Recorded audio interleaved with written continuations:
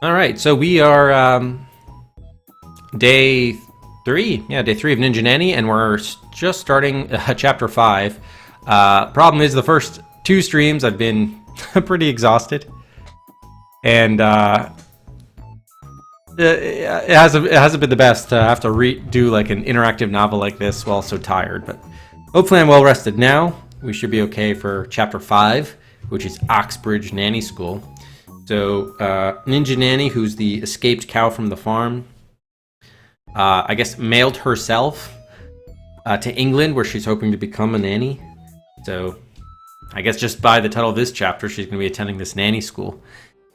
We still don't know how the ninja part of this comes in. We finally did in chapter 4 meet Sherrloch Sheltie. But I can't even remember. I remember he was saying lots of things and wondering how Ninja Nanny got into his bedroom or something. It was weird, but he hasn't struck me as a detective yet. But I guess we'll find out here in the final chapter. Yeah, I lost track of the story kind of too, just the high level. I know what's happening, but we still don't know why Baron von Moribund and all of his henchmen are going after Ninja Nanny. Why do they care about this cow? We'll have to find out. Dibble, thanks very much for the host. Hi, Dibble. You never got into it to begin with. Yeah, I don't play View. It's been a rough go of it, somewhat of a rough go. Yeah, and then there's also all of these like completely irrelevant tangents just so they could make use of their stock images and video clips and stuff. He was being gassed at. Well, if someone broke into your room and you found a weird cow camped out in your room, I think you'd be pissed too. He seemed okay to me. All right, so let's resume here. It's chapter 5, Oxbridge Nanny School. Rule Britannia, Britannia rules the waves. Boomed along the second floor hallway of Evelyn Glump's Cotswold Manor, followed by noises of water splashing everywhere. Tiptoeing up to the bathroom door, Norbertina spied through its keyhole and saw a hippopotamus playing with an armada of toy boats. Row, Britannia, Britannia rules the waves.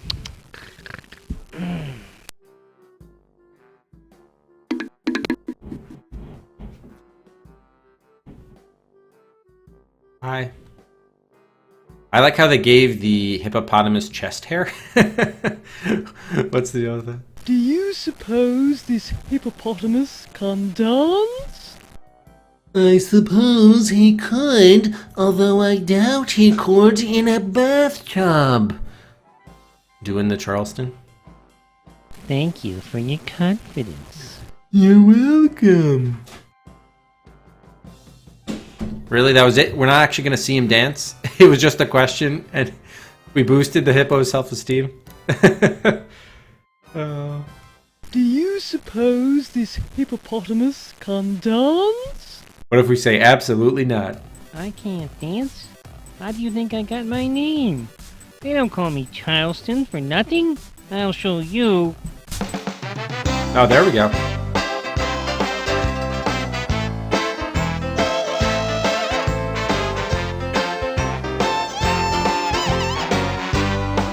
You couldn't make it to the end of the music. So cool. Real cool, Daddy-o. Do you suppose this hippopotamus... I can't dance. No. How do you think I got my I name? was trying to open the They window. don't call me Charleston for nothing. I'll show you.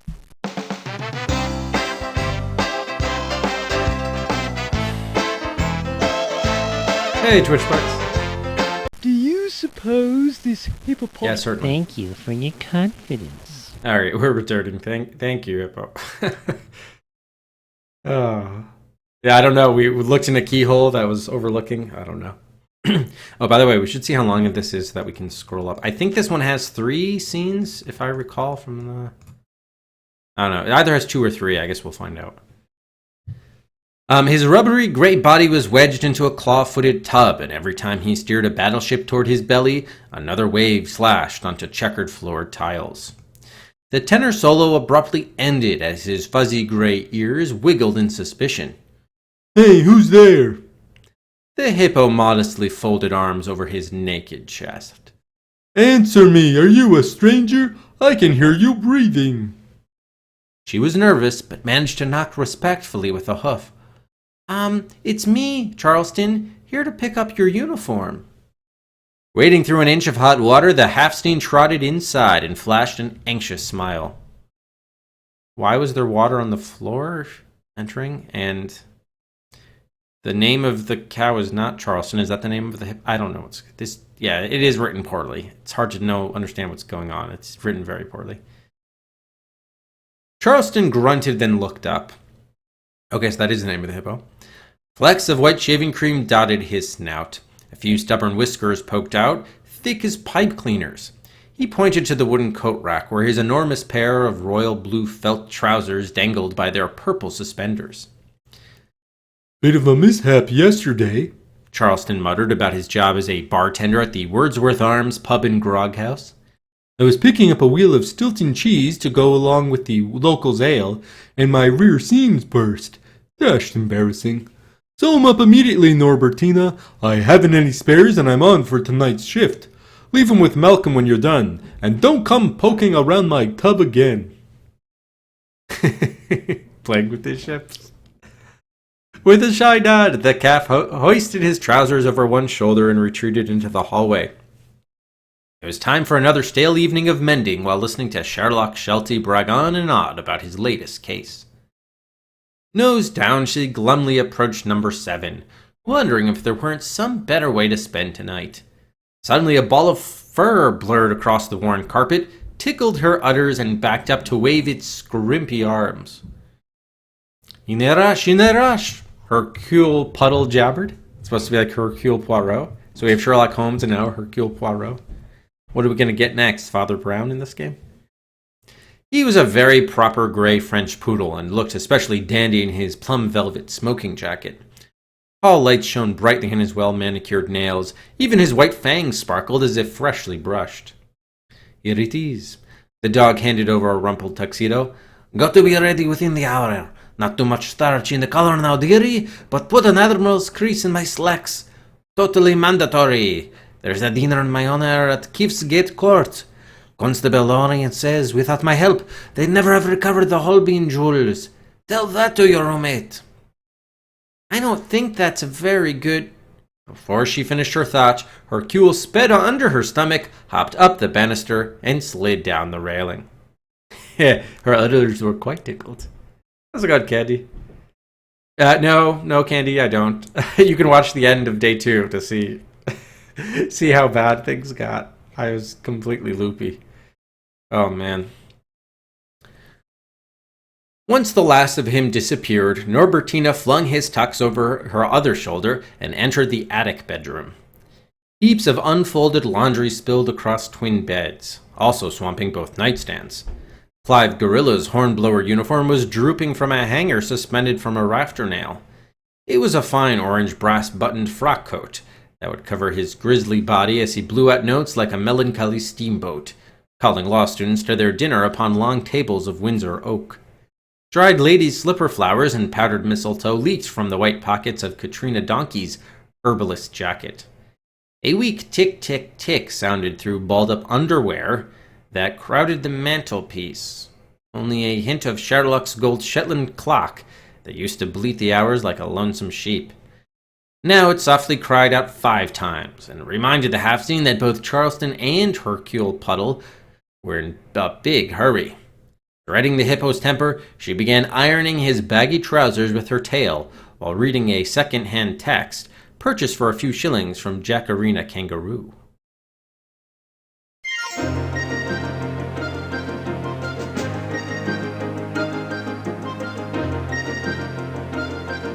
This is the attic bedroom? It looks pretty grand to me.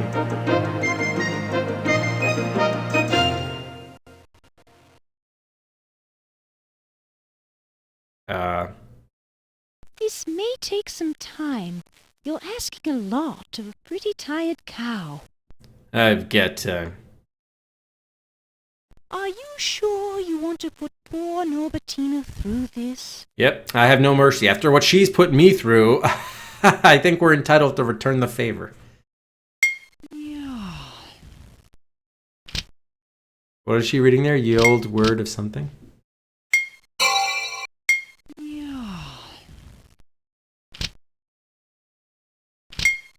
We don't need to be, just personal preference over.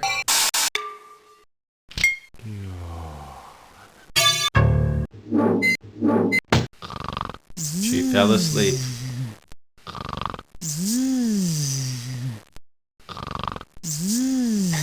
Devil take those back. Please be quiet and let this poor cow get some sleep for a while. It's the least you can do. Sorry.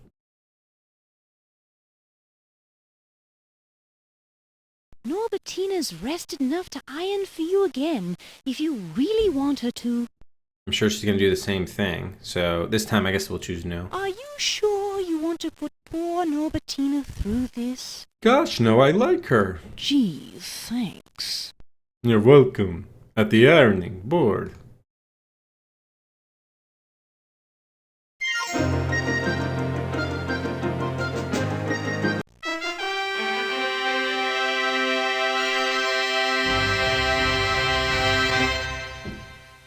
Mary, Queen of Scots.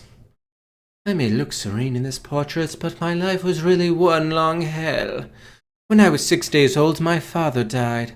Shortly afterward, my mother sent me to France to gain an education and cozy up to the Dauphin, a weak, dull-witted man whom I was forced to marry around my 16th birthday. He died soon after ascending to the crown, and sad yet greatly relieved, I returned to my dear homeland to start all over again. Oh, she's actually Scottish. Oh well, too late now. The Scottish Reformation had taken place in my absence, and though my faith was Roman Catholic, the subjects of my kingdom were free to worship in the church of their choice. In 1585, Lord Darnley, a cousin, became my second husband, but it proved a miserable choice. He was a wicked, reckless man who craved power, not love, and less than a year after our marriage, he joined a conspiracy of other royals to kill David Rizzio, an Italian, who'd been my close personal friend and advisor. I was then imprisoned in Holyrood, and the nobles exiled for rebellion early in my reign returned to Scotland. Darnley claimed he was innocent of murder, and I made the mistake of believing him, fleeing with him by night to Dunbar. Soon I gave birth to our son, James the Sixth of Scotland, also known as James the First of England, but Darnley left me before the year was out. Lonely and friendless, I became close to the Earl of Bothwell, a charming man who helped put down the Protestant rebellion and then joined me in the baptism of my son James. 1 year later, in 1567, the Earl of Lennox told me that his son Darnley was gravely ill and might not survive, begging me to come to his side. At first I was bitterly skeptical, but still I journeyed to Glasgow, and something about Darnley's pale, helpless face erased my hostility. A while later he was moved to Kirkfield, and I served as his personal nursemaid until the night of February 9, when I went to a mosque at Holyrood Palace, honouring the marriage of my favourite page. During those festivities, the house in which Darnley lay was blown up by gunpowder, and he was found strangled afterwards in the garden. Some suspected my friend Bothwell, but I did not, for Bothwell was a steady, kind man, while my poor Darnley had been an irresponsible rake with plenty of enemies of his own. In fact, during Darnley's illness, my passion for Bothwell had grown to such an extent that when he divorced his wife, I married him. But the moment I proclaimed my new husband to the Scottish people, I was shocked to find that I had lost their allegiance, and when I summoned feudal forces together for an attack on border marauders, much to my astonishment, no one obeyed me. Bothwell and I were so scared that we fled Edinburgh, travelling 13 miles to Bothwick Castle, where a hostile band surrounded us.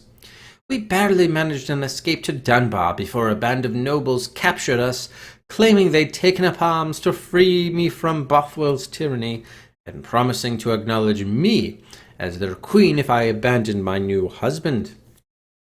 On condition that they freed Bothwell, I gave myself up to the lords, expecting them to treat me fairly. My poor Bothwell fled Scotland, briefly taking refuge in the Orkney Islands, then travelling to Denmark. Those vicious nobles broke their promise to me, arguing that I'd kept in contact with my husband and had schemed in Darnley's murder. They gave me one choice: stand trial for murder in front of a biased jury, or renounce the crown in favour of my infant son, appointing the Earl of Murray regent until my boy came of age. Well, I gave up the throne, and with the help of George Douglas escaped from Loch Leven until the Battle of Langside. May 13th, 1568, ensured the triumph of my enemies. Queen Elizabeth of England promised me a safe haven, so I fled to her country for refuge. During the next 19 years, I plotted and schemed for a way back to Scotland, and even a chance at Elizabeth's throne, since she was an illegitimate child and not a rightful heiress. From one month to another, my few servants and I shuttled between different castles until at last Walsingham accused me of conspiring with Anthony Babington to murder the English queen. The trial was a mockery of justice, which had the horrible outcome of sentencing me to death. On February 8th, 1587, in the castle of Fotheringhay, an executioner chopped off my head, and my remains were later buried in the cathedral of Peterborough. My much-loved son, upon inheriting the throne as James I of England, removed my body to Henry VII's chapel, Westminster, where the dear boy had a beautiful monument erected to honor my memory. Of course, others have rather different opinions of my life. Some unflattering historians think that I had a bloodthirsty ambition for the English throne, and spent my time scheming for any suitably powerful Spanish or French husband who might invade Britain on my behalf. One Medlar, who claims to have stolen a letter of mine from Bothwell's silver keepsake box, says that I was in league with him to have Darnley murdered.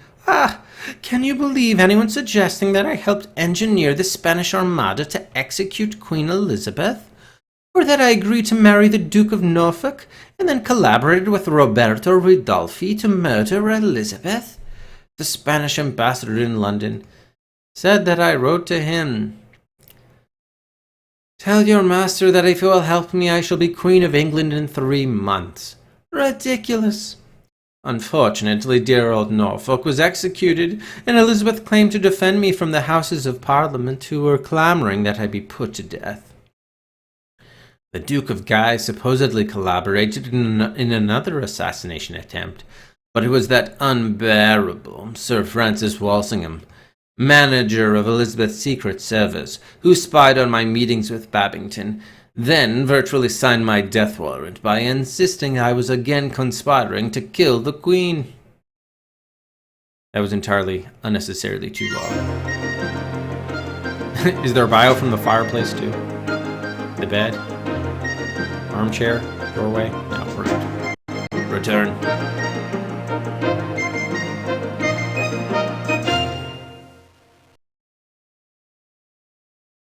Alright. So purchased for a few shillings from Jackarina Kangaroo, who'd already graduated from Nanny School and found a great job with a member of the House of Lords. Oh, here we should see what we're up against.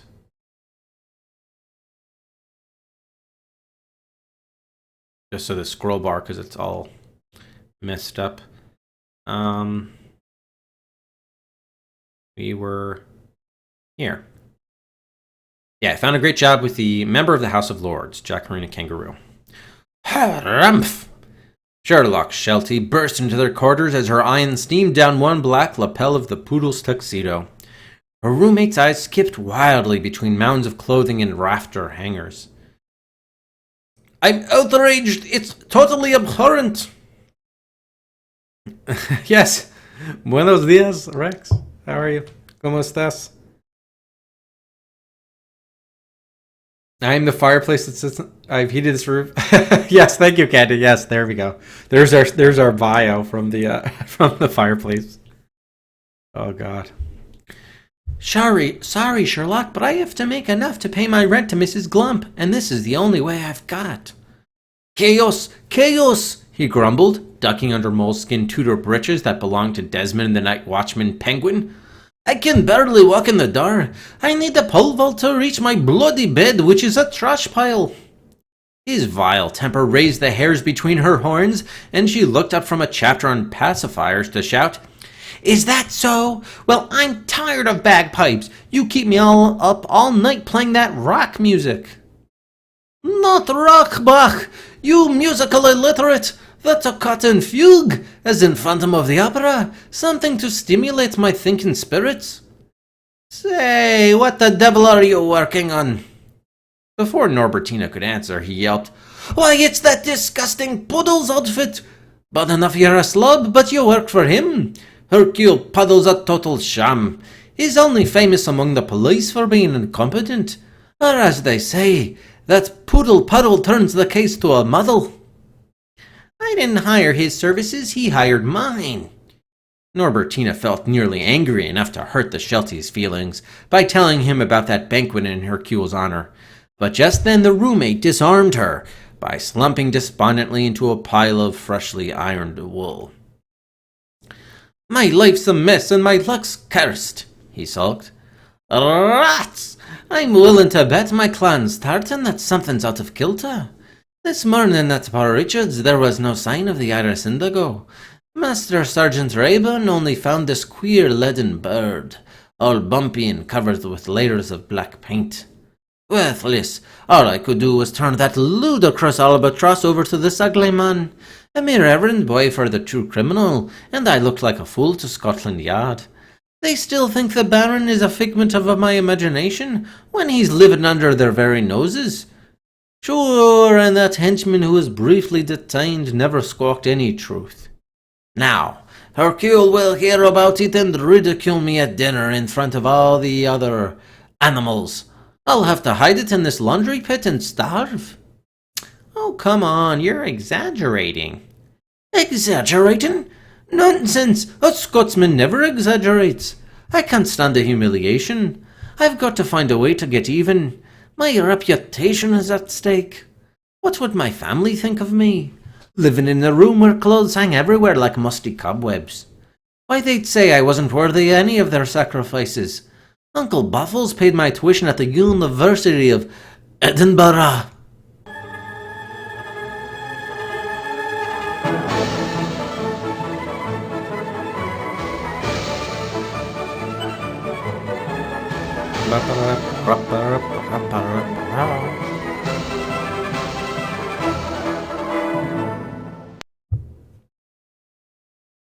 Okay, so it's just an image of that. All right, nothing to do here.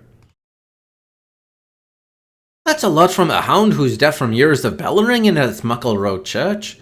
Whereas think of what me ma would feel, now that it's summer in the Shetland Islands, there is no darkness. White lights stay in the sky all night long, so the poor lass is working without any sleep all day, going out in the winds to gather vegetables, then shearing the sheep so she can knit wool into sweaters for sale in Cousin Montrose's duty-free shop.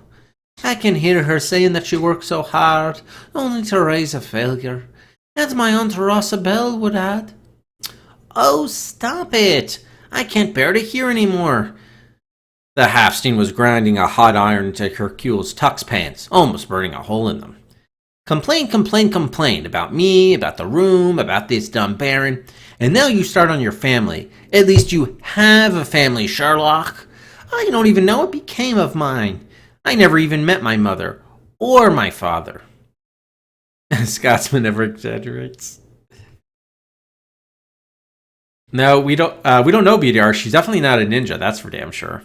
She's trying to become a nanny, but she hasn't even made it to the nanny school yet, so...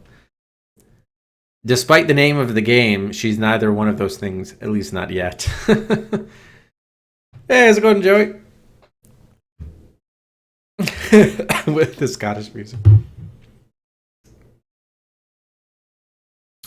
Really? Her roommate puffed out his chest with a familiar old conceit, acting glad that there was someone far worse off than he was. "Well, I'll help you find your family," he volunteered.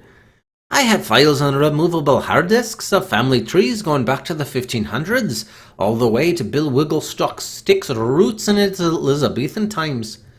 I'm sure you've heard of Wigglestick, the famous Sheltie playwright. Anyhow, you just tell me where your ancestors are from, what country they originated in, perhaps even what city, their clan name, that sort of thing. I can track them down quick. It's not a problem." Sherlock waddled through a batch of dress shirts to open his armoire, about to haul out another high-tech PC, the one he had said was reserved for solving only the most complicated crimes. "In just one moment I can boot up this Pentium machine and we'll be rolling. Tell me what you know. Don't hold back anything that might seem insignificant. Start with your father's side of... I don't really know." She abandoned the laundry drawer with a frown of dissatisfaction and began itching her forehead. "Honestly, all I really know is I'm not even a Holstein, just a Halfstein." "Even better that you're unaware." The hound crackled with energy, rubbing his paws together. "That'll make it more of a challenge then, and I love challenges." Yeah, it's Hercule Puddle instead of Hercule Poirot, but yeah, definitely based on him. Norbertina rolled her eyes in dismay. "If you can't find an iris indigo with 100 clues, how can you uncover my family tree without any hints?" Once more, her hoof cracked open Jackarina's old text, and she continued to read about diaper rash remedies. "It's not wise to spurn a first-rate mind. Besides, we do have a clue. Your Halfstein birthmark. I can search my files for all references to such a thing. Now, how long did your family reside in America?" "Never mind, the past won't do me any good." Norbertina dismissed her fumbling roommate and stared out the dormer window, beyond their pitched roofline. All down the hill, apple orchards were breaking into white blossoms edged with pink, and clusters of saggy old willows lured whistling birds to fresh nests. Spring's bright colors and chattering sounds were everywhere, yet the Halfstein felt sorely disappointed. "If you want to help, find a nanny school that won't reject me. Pandora Hagglebottom's Marylebone Academy is very stuck up. You have to be recommended by at least 3 royals to get accepted. Chipping Campton's International College only takes humans. I wouldn't mind walking on 2 legs, but there's trouble in disguising my body and face. I even tried Leonora Baines's Knightsbridge Nanny School. It's so popular that their waiting list is 5 years long." Oh my. I would bet that most nanny careers don't even last 5 years. So who would spend 5 years in school to spend less than 5 years as a nanny? "Why not the obvious?" The hound pointed toward nearby shoulder-to-shoulder houses that lined the town's main street. "That's Oxbridge. Jackarina went there for her degree, right next to Faversham's pie shop, where the lorry drivers stop for grub. It's got a tall chimney, one of those half-stone, half-timber places with a thatch roof. Quite old-fashioned, no electricity. Just like my clan in the Shetlands, they light their rooms with a collie. Don't worry, lass. I know a sweet-natured female there, an administrator, Miss Agnes Thigmorton."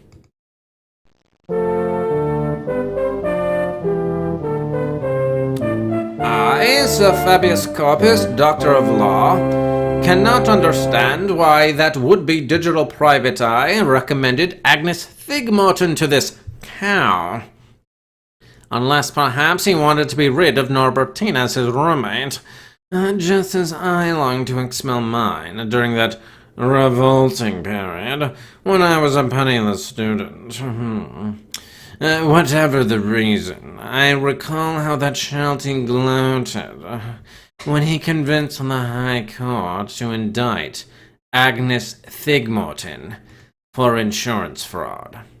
The distraught ostrich had been a claims supervisor at Lloyd's of London, but now that a trail loomed, she squawked in misery and fluttered across the flagstone step of Lincoln's Inn to seek the best legal aid possible.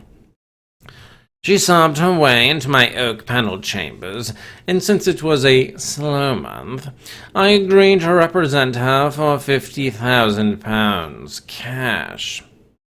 It was a difficult case, for Agnes had clearly stolen almost £51,000, adding the names of her accomplices to the eligibility file in her computer, and then getting a kickback from the friends who received these computer-generated checks. Still, I did my best for that ostrich. Dressed in horsehair wig and long black gowns, I, Sir Fabius Corpus, entered the Old Bailey to argue that she was an innocent victim. The jurors leaned forward, hanging on to my every word, with their slightly parted lips. In a slow, mellow voice, I laid out what little defense she had. Agnes dissolved in hysterics at the verdict, but I managed to plea bargain so that the poor bird only had to serve a year in Dartmoor prison. Her view of my elegant bartering was less than favorable. 1 year, 1 whole year. The ostrich screeched, then dived across the defense table to bite Sherlock Sheltie's nose. According to his pending tort against her, the canine required plastic surgery to save his snout and conceal Agnes's beak marks. When I saw her again 1 year later, out on parole, Miss Thigmorton pleaded with me to protect her from the Shelties' lawsuit. I took pity on the bird and called Nathan, my college roommate, whom I knew would hold her criminal record in esteem. The two of them deserve each other. Besides, the Ox will pay Agnes enough to afford even my fees. Though exactly what kind of school he runs that requires a convict as administrator is best left unspeculated. And now it's time for Fabius's very own Dictiopedia. Oh god, please no DLC. Yes, and the story makes very little to zero sense, despite what Aardvark may tell you. Although, yeah, to be fair, I wasn't paying attention myself even while reading this because I was so tired the first 2 streams. Alright, so our first thought word is Aristotle, most renowned Greek philosopher.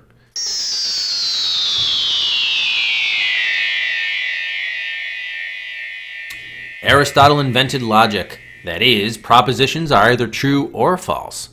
This became the basis for digital computers. Switching circuits are either on or off, and hence can represent either the number 1 or 0 and do arithmetic. Early in this century, the philosophers Alfred North Whitehead and Bertrand Russell derived all of then known mathematics using Aristotelian logic in Principia Mathematica. Then they rested, knowing they had finished mathematics. Wow. Yeah, not happening, Solo. Not happening. maybe someone's written a synopsis out there that we could refer to. Yeah, exactly, Kenny. Exactly. Thank goodness indeed. However, in 1930, Kurt Gödel shocked the world by using the same axioms, self-evident truths, to prove that mathematics can never be complete. Well, there we go. Towards the end of his life, Bertrand Russell said his recurring nightmare was of a graduate student combing through a library and coming upon Principia Mathematica and weighing it in his hand, trying to decide whether or not to discard it as a worthless book. But Russell need not have worried. The 2 volumes of Principia Mathematica, while mathematically useless, have become a rare collector's item worth $100,000.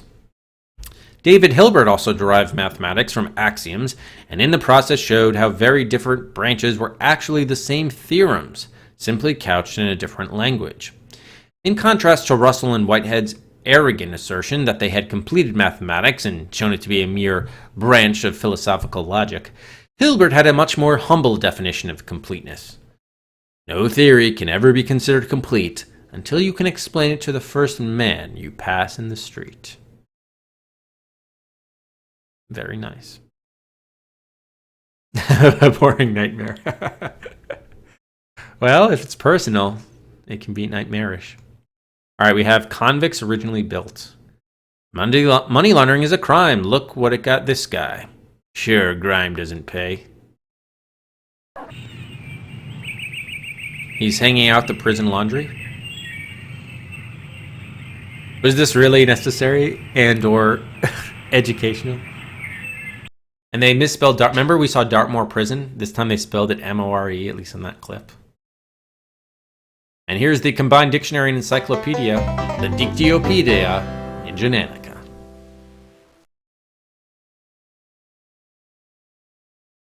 Now we have Erasmus, the Dutch Renaissance scholar.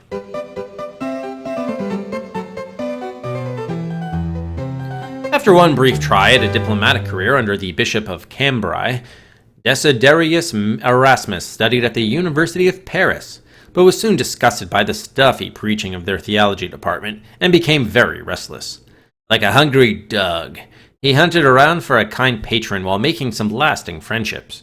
Above all, he longed to study what fascinated him in relative comfort, and at last was supported by Lord Mountjoy, who invited the scholar to England.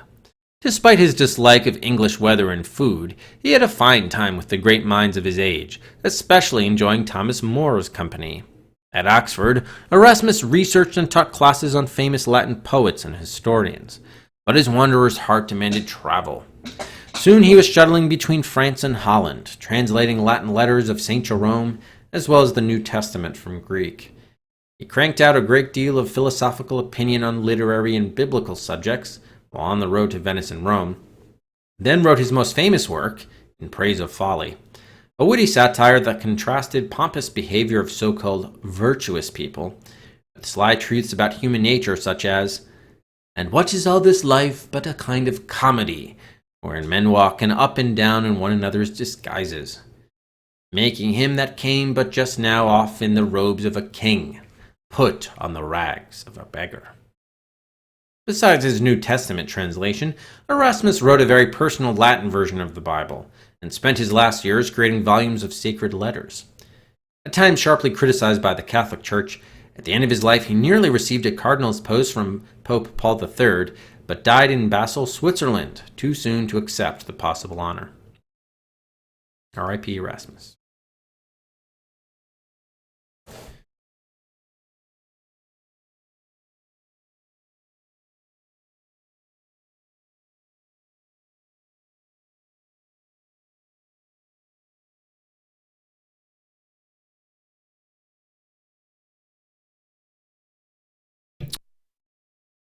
All right, during the Roman Empire,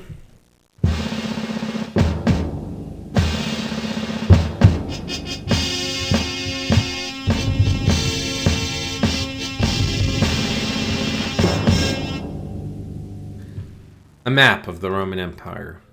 Gallia, Hispania, Dacia, Germania, only partly, Britannia, Mesopotamia, Libya, Mar Mediterraneum. All right, Julius Caesar, 100 to 44 BC. Was there a dog that just barked? Why? Why did a dog bark? For Julius Caesar? What? Or at least we can get a biography of him. Conquering the rest of Gaul. The next Italian who thought seriously of conquering Gaul, or France, fared even less well than the short-lived Julius Caesar. Would you like to see Benito Mussolini? Okay.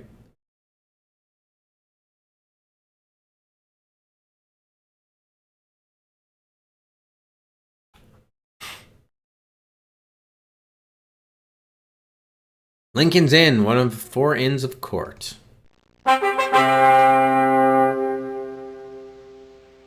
All through the courtyard, sundials have Latin mottos and hornblowers sound an ancient call to dinner, alerting some of the 4,000 barristers who ply their trade there.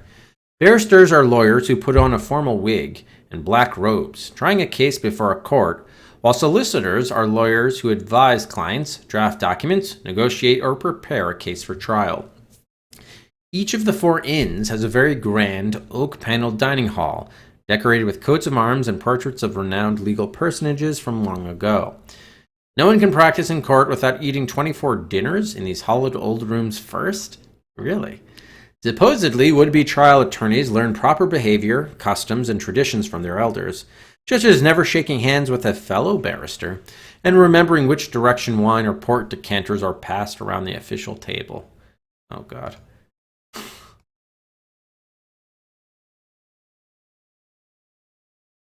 Sir Thomas More was a gifted scholar, and now we're going to read a biography about him. Oh, or not. We're just going to look at him. It's fine with me. Would you have preferred 24 dinners and 24 lunches, Knox? Romeo and Juliet, Shakespeare's. Would you like to hear Tchaikovsky's love theme from Romeo and Juliet while reading the Dictyopedia Ninja Nanica? No, I can't. Handel it. Sure, I'm a Romeo-mantic type. Oh, and 24 desserts. I think they do BDR. As far as I know, they do. Yeah. It's tradition.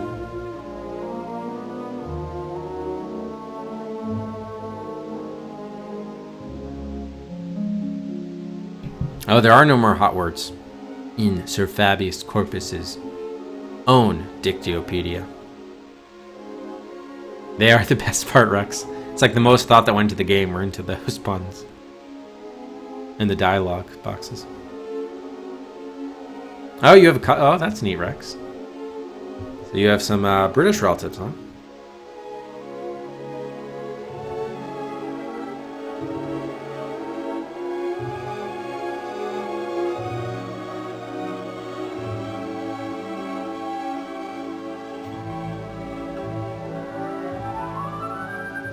Super. Oh, he's a ginger.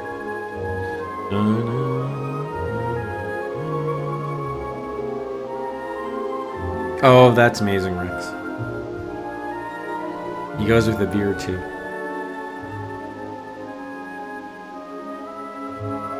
Are you talking about an executioner's hood, PDR? I wouldn't think so. But no, you're probably referring to something else. Alright, does this play if we return? Okay, yeah, it still plays. Cool. Alright, so let's go to the next scene. I think there are three scenes in Chapter 5. Chapter 5, Oxbridge Nanny School, Scene 2. From the... Oh, wait. First we have to see how long this is.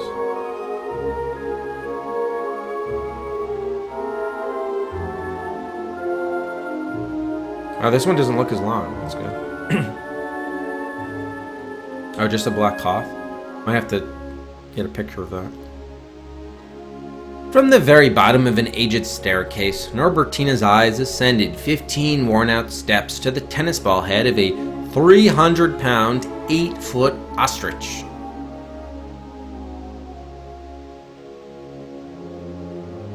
Wow, that's some ostrich. This 300-pound, 8-foot ostrich even is wearing a blue bonnet and a skirt, and apparently is walking with a cane. If I were you, I'd stay away from that nasty old ostrich Agnes Fig mutton. Oh, heck, just stay away.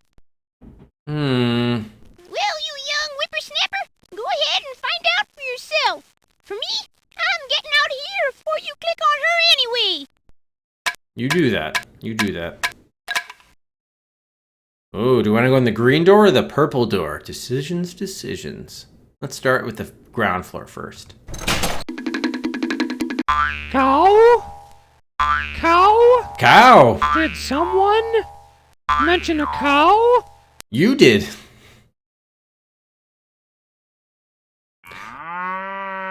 That was pretty damn great. Alright, what's behind the purple door? There's the ostrich. You're 300 pounds and 8 feet tall, and you've got a huge lump in your throat.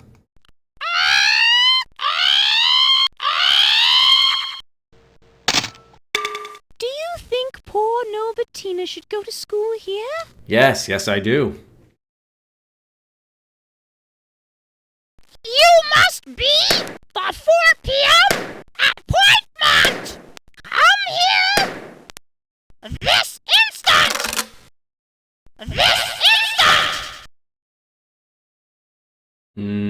No. Okay, what would have happened if we had said no?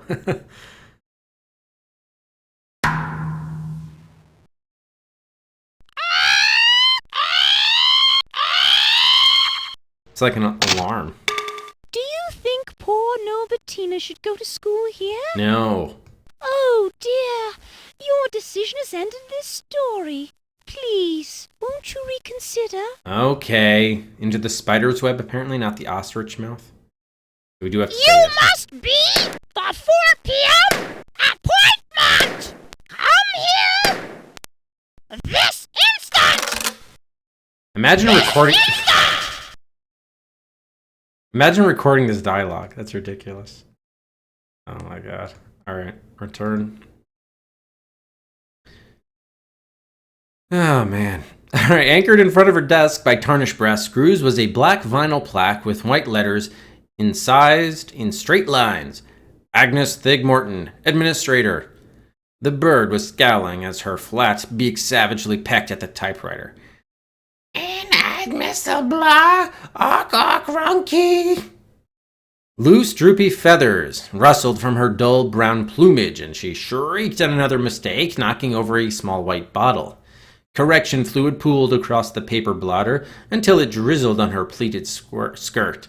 Walk, walk, walk! I'm ready to strangle the very next! Ever so quietly, the half-steen tried to sneak out. Duriel, thank you for the cheer. How's it going, Duriel? Happy Saturday. Wait, once more with feeling. The half-steen tried to sneak out, but the front door's rusty hinges squeaked, and she was stopped by the hoarse yodel of an ostrich. Miss Thigmorton flapped her wings in anger. You must be the 4 p.m. appointment. Come here this instant. Norbertina cowered beside a stinky old oil lamp, wishing for a decent place to hide. Kind of reminds me sort of like Donald Duckish, doesn't it? It sort of looks like derived from Donald Duck. Sherrloch Sheltie had played another one of his tricks, and now there was nothing to do but tramp up the stairs and face this hot-tempered administrator. Hurry up, and don't sit on my chintz sofa! The ostrich clucked like a fussy old spinster, rolling a fresh application form into her typewriter. I trust you went to a notable prep school like Neaton or Harold? Neither one sounded even vaguely familiar, but she didn't want to antagonize this bird. Rex. Love you, Dural Kappa. Thank you, Rex, for the 206 bits that overtakes Duriel atop the bit leaderboard for this week. Thank you, Rex. Much appreciated. A classical education, then? Agnes Thigmorton's long lashes winked over her bugged-out eyes. Once more Norbertina thought of that hound's miserable bagpipes. You mean like Bach or Mozart? No! No! Miss Thigmorton tore paper out of the typewriter's carriage with her beak and sat down. Ach, you're basically a reject? Well, it so happens that we're only half full this year. Tuition's £11,000 even. Can you afford that? Well, how about installment payments? The ostrich blew up. You have a lot of nerve. No formal training. No money. How dare you expect I'll waste my precious time on a stupid cow with an American accent? At the sound of cow, an ox bounded out of his adjoining office. He was in such a rush that his mortarboard with gold tassel slouched off a blunt forehead. With one hoof, the animal swiftly perched that flat black cap between the half-pretzel twist of his horns. Nathan! Agnes whined. Don't panic. I was about to dismiss this penniless, uneducated.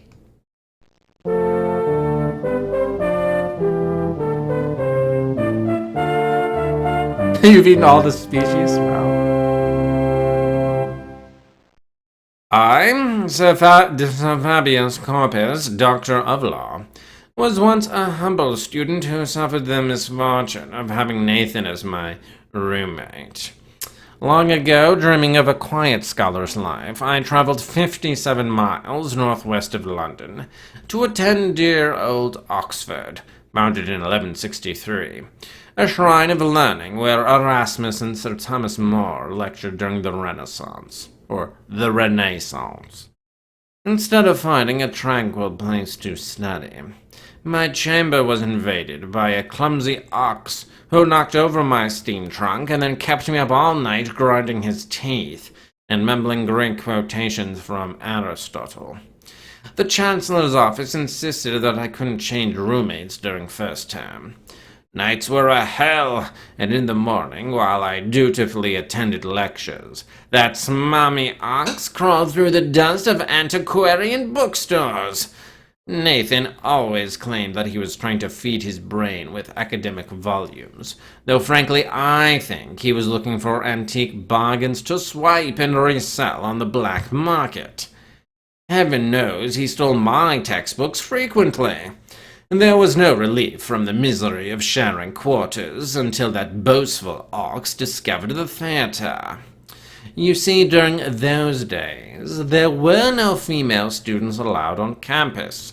So, Nathan, having a shapely pair of legs, very shapely, and a weird ability to mimic Ellen Terry with his girlish voice, played the part of love-struck Juliet in the school's production of Romeo and Juliet. The ox threw himself into the part of Juliet with such intensity that I finally had some peace. But he had no time left to study Latin grammar, rhetoric, and logic, for the required first 4 years of university study were devoted to this curriculum called the Trivium. Well, one evening it happened that he needed to take up a makeup exam, and contrived to give himself more time for writing an essay by setting back the timer clock so that the famous 7-ton bell, known as Great Tom, wouldn't clang 101 times the way it traditionally did at 9:05 p.m. Everything was going swimmingly, and Nathan was about to pull a stack of crib notes out of his sleeves when the proctor's shadow fell across his desk. "Tut-tut, young ox," the geezer wheezed. "Mumford the bell ringer saw you tampering with the clockworks. No need to explain. You're sacked." Imagine my profound relief, for I was finally free of this obnoxious bungler. It was a sweet thing to watch Nathan shuffle off campus in complete disgrace. The ox was much too scared to return home, and managed enough shilling tips tending bar to try completing an education at Cambridge, where no one knew his previous history. In any event, Nathan had the usual problem getting cheap lodgings and settled down at a dingy hostel. From there, he wrote to me that he'd now resolved to build a solid reputation as a learned fellow. The ox said he was doing especially well in mathematics at Trinity College, trying to be another Isaac Newton. How could that vain idiot dare compare himself to one of the greatest mathematicians and physicists who ever lived? Indeed, now Newton once held the chair of Lucasian Professorship of Mathematics for over 30 years, beginning in 1669. And not surprisingly, when Nathan took the honors math exam called the Tripos, after the three-legged stool used formally at disputations, he expected to become a first-rate wrangler, but a friend told me that the ox flunked and had to switch majors. I would ask you, BDR, why do we give two shits about any of this? It all applies. Oh, Durham is third all this. Nicely done, Duriel. Oh yeah, did you eat mouse, Duriel? They serve at Burger King. Oh, very nice, Duriel. Years later, I ran into a familiar-looking creature at a bookshop's spring sale. My eye fell upon his greasy hoof paging through a penny dreadful, one of those gruesome paperback creations devoted to tales of London's criminal underworld. Nathan looked up from a volume about the evil Dr. Crippen, who callously buried his wife under the floorboards, and bragged that he was now headmaster of his own school. Actually, a seedy little nanny academy that stole its name from the hybrid of Oxford and Cambridge. After swallowing an earful, I told him that I had no more time for I was busy studying to become a doctor of law, and following in the footsteps of my ancestor who had invented the famous common law writ of habeas corpus, Latin for you have the body, requiring that a prisoner be brought before a court at a prearranged time to decide the legality of his imprisonment.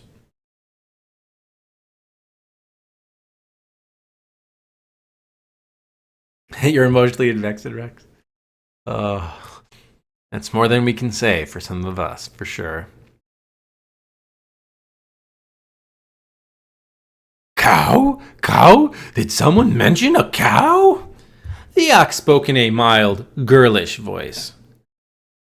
Oh, mild, girlish. Tut tut, not so hasty, Miss Thigmorton. You know our scholarship program for something. You know our scholarship program for certain American cows still has an empty slot. What? The bird squawked. I never heard of a... Out of Nathan's short, heavy-boned legs shot out from under his black headmaster's gown. One of Nathan's short, heavy-boned legs shot out from under his black headmaster's gown and kicked the ostrich's rump to shut her up. Then he stood on hoof tips to whisper in her ear. Oh, that program, Agnes nodded. Well, my dear, the ox purred each syllable, his dull brown eyes sparkling with keen enthusiasm. Where are you from? Rancho Bolinas, Northern California.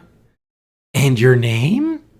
Nathan leaned so close that the nearsighted Halfstein could see his nostrils twitching in little spasms.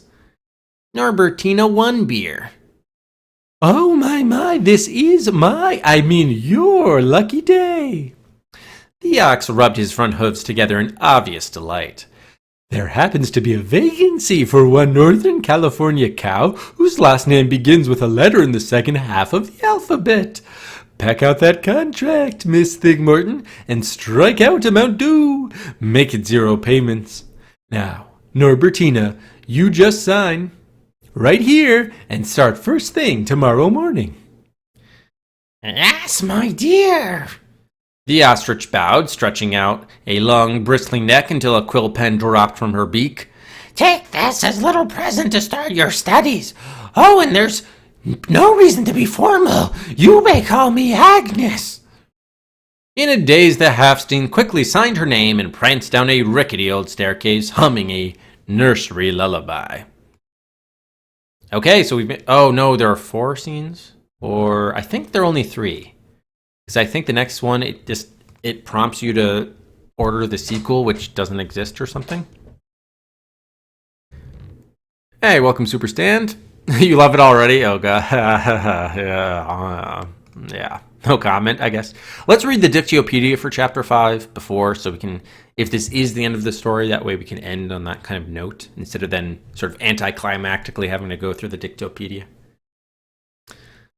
So let's take a look at the hot words.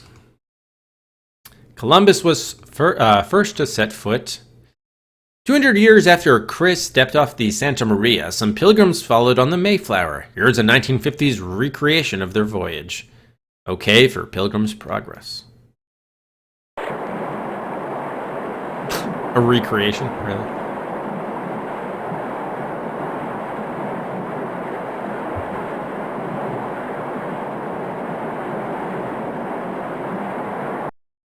Lovely. An armada is a fleet of armed ships that fire at each other.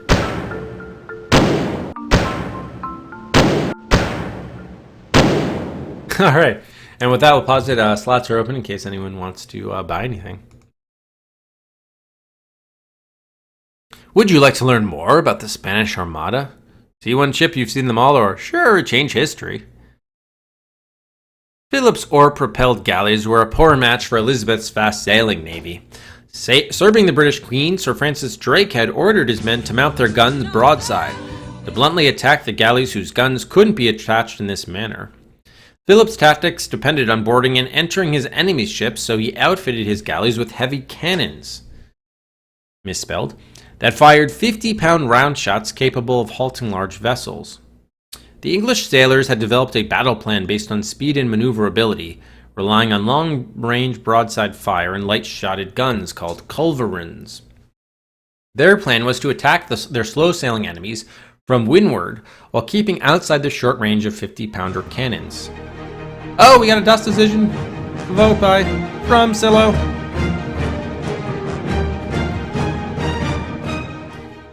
And the 3 games: Darby the Dragon, The Day the World Broke, and SFPD's Homicide. Okay, thanks very much, Silo. So next stream at which Silo is present, we'll do a decision vote for those 3 games. And again, if Mr. Viking shows up later in this stream, we have another DAS decision vote all at the ready to do.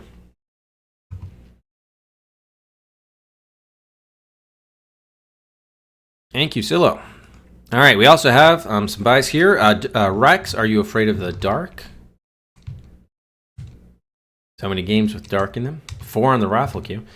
All right, and that will move ahead of Metropolis up to V4.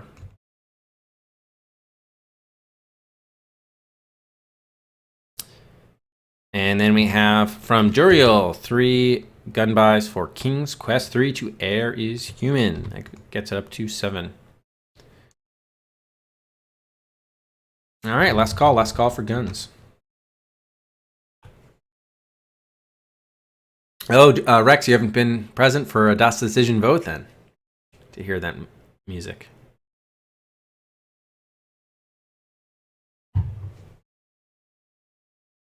All right.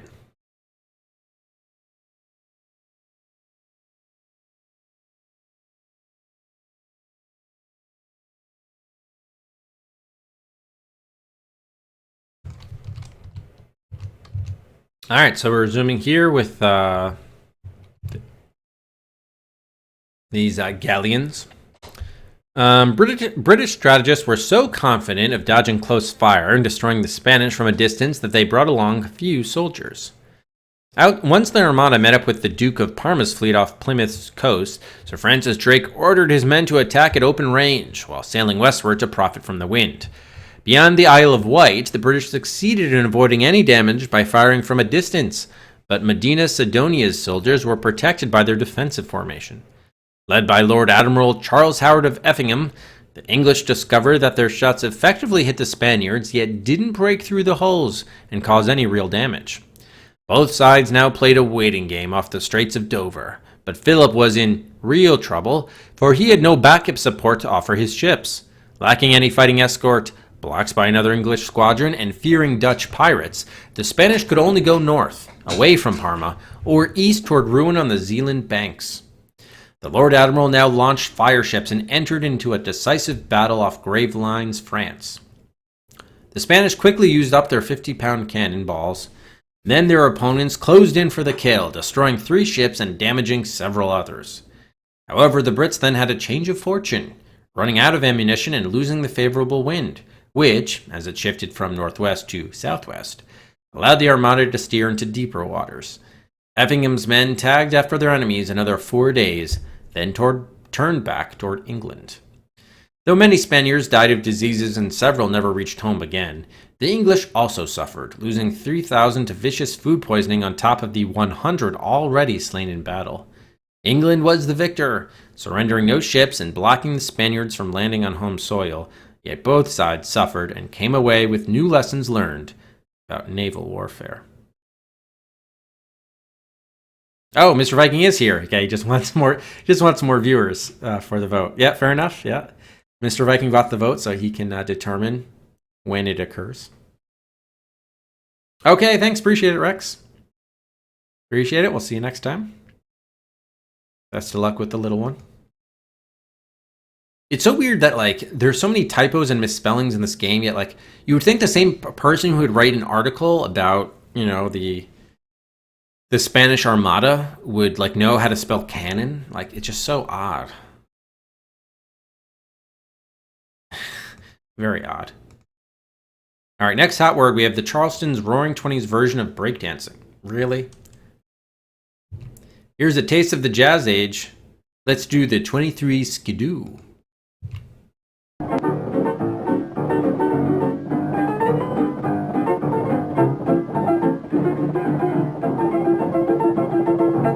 Okay, there we go. There's some Charleston. I was like, yeah, Daredevil on a plane doesn't seem like... Flagpole sitting? These are just random scenes from the 20s? Is this all this is?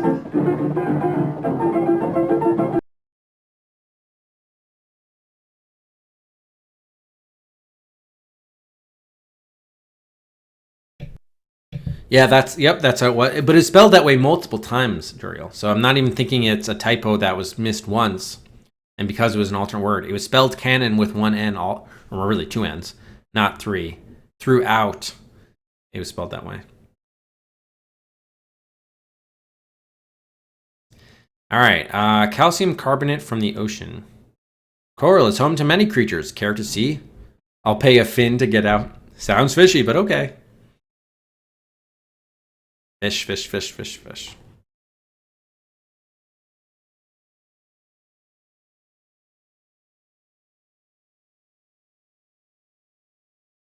Helmets and weapons. Here's how we look to the Coral, courtesy of the U.S. Navy in the 1940s. I'll be scubaing in out of here, or 20,000 leagues is okay with me.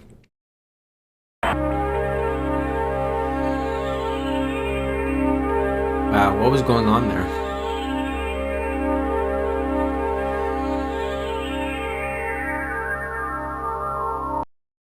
It was pretty impressive that they were able to get those apparatuses in like the first half of the 20th century and do that kind of scuba diving. All right, yeah, we've seen the Dictopedia before. Scotland's capital city, Edinburgh.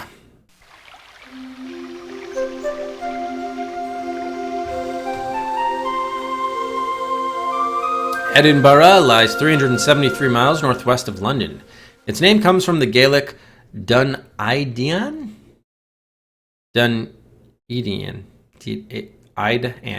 meaning hill fort of Iden, though the city also earned the title Aldreiki for its once smoke-tinged air.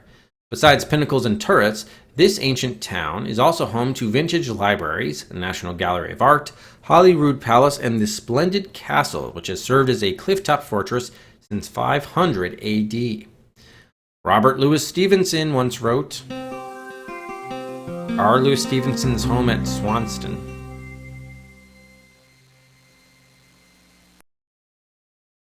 Okay. He once wrote, Edinburgh pays cruelly for her high seat in one of the vilest climates under heaven. As a native Scotsman, Stevenson had dismal acquaintance with the brooding chilly weather that perpetually bothered his lungs.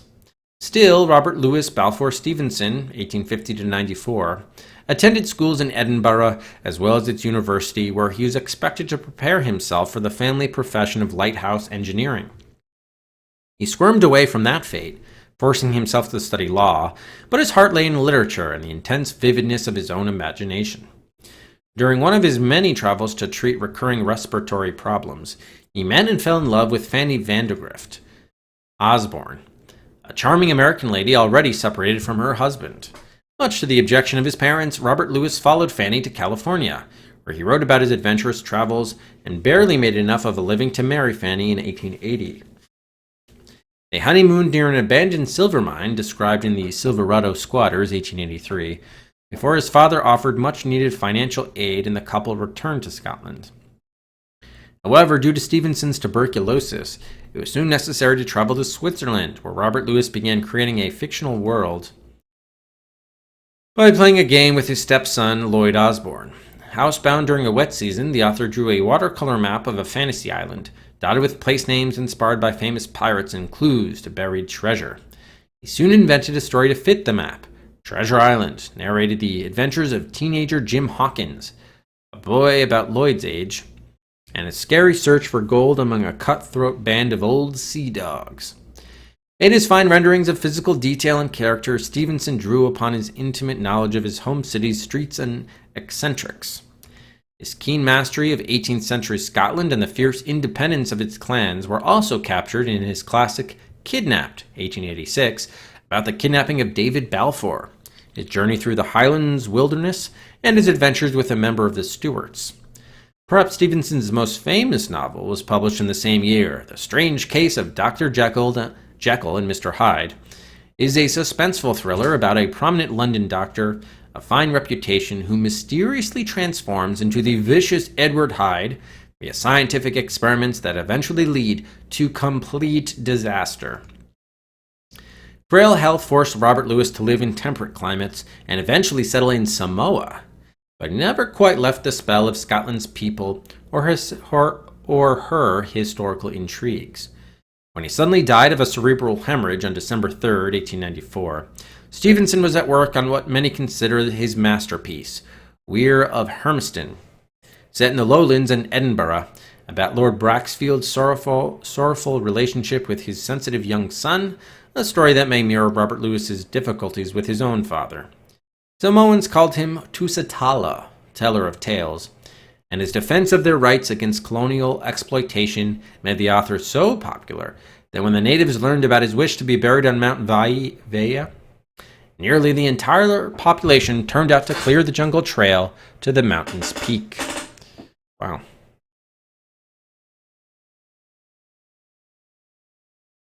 Oh, in Edinburgh, Daryl? Really? Oh, right here? Neat. Yeah, it looks the same, Inch. That's neat. Hey, how's it going, Talonan? Yeah, you're not missing anything, Talonan. You're not missing anything. This game is crazy. All right, we have a gramophone, also known as the phonograph.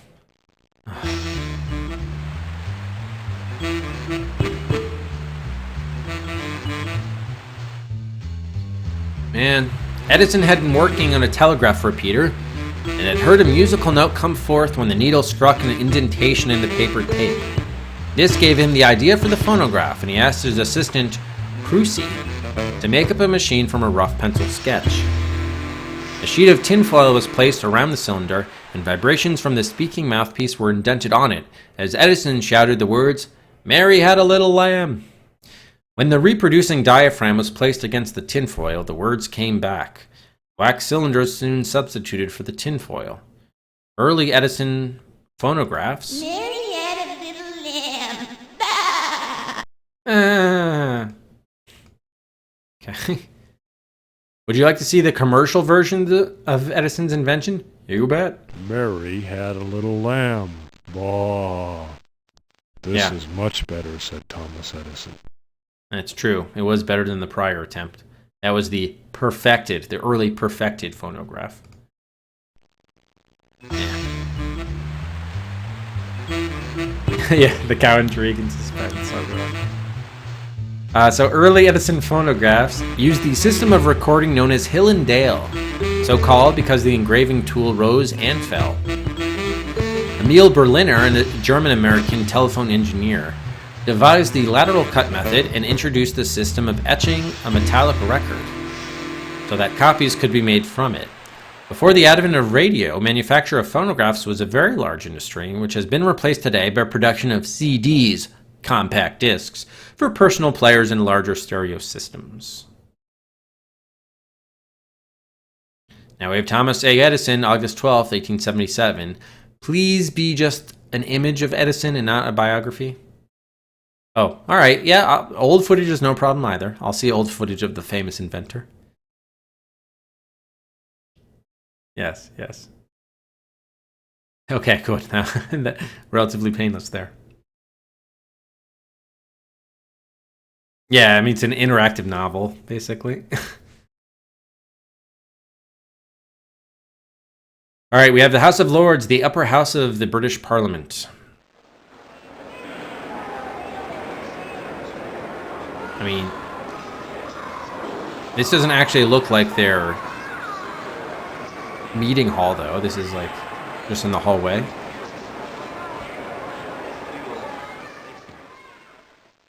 Okay. No, not search. Hot words. Next. Leather made from certain animal skins. Other animals end up as handbags or shoes as well. Here's one that escape. That lizard's a wizard. Really, you're doing leather to just show a 2-second clip of a lizard? So random. Whatever they could do to fit in whatever footage they had access to. Jeez. Oat is an edible grass that is one of the most important cereal crops. Here's how you too could have had a handmade bowl of oatmeal. Where's McDonald's? Sounds healthy. I don't know why there's an apostrophe there, but sounds healthy, I think, sorta.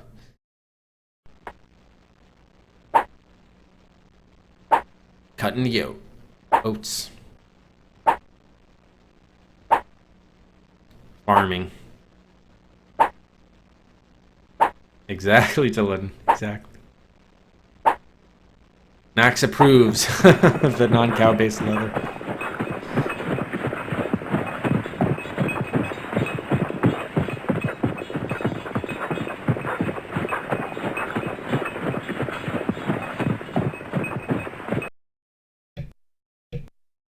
Gotta love those early threshers. Panda, Chinese black and white bear. Care for some pandemonium? Alright, okay, I'll bear it. Was that a carrot he was eating? Maybe it was like sugar cane? I don't think they have sugar cane in China, do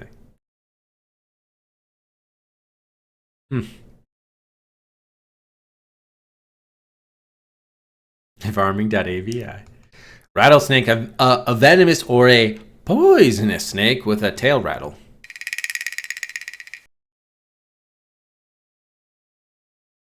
I like how the bird is like going right at it. Graham, watch out! A poisonous snake! Sheep, hollow-horned animals closely related to goats. This stubborn critter will eat tin cans or lottery tickets, but as the wise face of an old philosopher. Care to see? No, that's a bad idea. Or, sure, you got my goat. Oh, you gotta love goats. I like how the camera like literally got all up in its face. Oh man. Toccata and Fugue, virtuoso harpsichord or organ composition. The most famous toccata and fugue is that of Bach, used by Walt Disney in the movie version of 20,000 Leagues Under the Sea and in Phantom of the Opera. Care to hear a modern version of this classic? Alright, the remix. Oh, it's the third largest. Wow, okay, so that could very well have been a sugar cane. Thank you, Silo. Want to see a toucan? Yeah, that was great, Duriel. That was a good one, too. And said we got a goat on sheep. So silly. Oh, no more hot words. Okay, we're done with I think we're done with all the Dictopedias. All right, so we just have Chapter 5, Oxbridge Nanny School, Scene 3. I think this is the last scene. That evening seemed at least 1 year long. Oh, wait, let's first see how long this is. Probably going to be longer. Yeah, it's a long one. Damn it. Charleston Hippopotamus pushed ottomans and chairs from the center of Mrs. Evelyn Glump's salon so that Russell the Victorian Tiger might teach Katrina Donkey a proper foxtrot. Sherrloch Sheltie operated the gramophone, cranking it through dozens of scratchy vinyl records that jittered everyone's nerves. Through hours of itchy music, the half-seen paced back and forth, longing for tomorrow morning and the beginning of her nannyhood at Oxbridge. She tested the ink in each of 5 pens, then sharpened her pencils so often that they were little more than stubs. At last, rooming house lights dimmed, and through half-open windows there came the lonesome cry of Desmond the Night Watchman Penguin. 12 o'clock on a mild spring night, all's well. Every animal shuffled upstairs to bed, except for a platypus and his cousin who were playing badminton under the full moon. 'Cause yeah, platypuses and badminton. I mean, it's just a big passion. Norbertina lay wide-eyed between fresh sheets and stared at the mantelpiece, waiting for Sherlock's sheep clock to bleat a 5 a.m. wake-up call. Besides a monotonous tick-tick-tick, the only other sound was the hound's steady, rasping snore. Hey, how's it going, Goaty? You missed the goat video. We just a few minutes ago saw a video clip of a goat. Even though the goat was under the sheep entry in the Dictyopedia. But yes, Goaty, it was glorious to see the goat. Minutes before the alarm chimed, Norbertina wound an oat sack of books about her neck, took a quick slurp of English breakfast tea, and was trotting down Kiffsgate Main Street as dawn's rosy tints lightened the black sky. Her breath made warm clouds in the icy morning air, and she stamped hooves to keep warm until a tide of human and animal students swarmed through double doors. Agnes Thigmorton greeted her with a kind smile, and the Halfstein followed the bobbing tufts of the ostrich's tail feathers down a hallway that echoed like a seashell. "You're in Mrs. Rhodes' class, dear." Miss Thigmorton pointed a wing inside the very last room. It smelled of cedar pencil shavings and a mild suspicion of paste that reminded the calf of all that postage that she'd steamed off her hide not so long ago. "This way, Norbertina, follow me." Except for a sleepy tortoise and a rather large panda using a bamboo back scratcher in the far corner, the class was mainly an assortment of humans, both men and women, and empty folding chairs. No. Forget those hard old seats, my girl," Agnes crooned. "Here, right by the door, take this one. You'll be more comfortable." Still puzzled over this deluxe treatment, the Halfstein sunk into a very plushly upholstered wing chair. "Please excuse me." Miss Thigmorton bowed so that her lanky neck brushed against the peg and groove floor. "I just have one little phone call to make." At the same moment, Agnes began waddling down the corridor. A freckle-faced teacher entered, wheeling an antique black perambulator, whose rusty wheels screeched. "Pardon the noise," Miss Rhodes said. "That old thing needs a repair visit to the ironmonger, but I've simply no time. Now, students, today's lecture is about bathing a child in a bassinet and making sure to dust the baby's skin thoroughly with violet powder." She lifted a doll in cloth diapers from her carriage.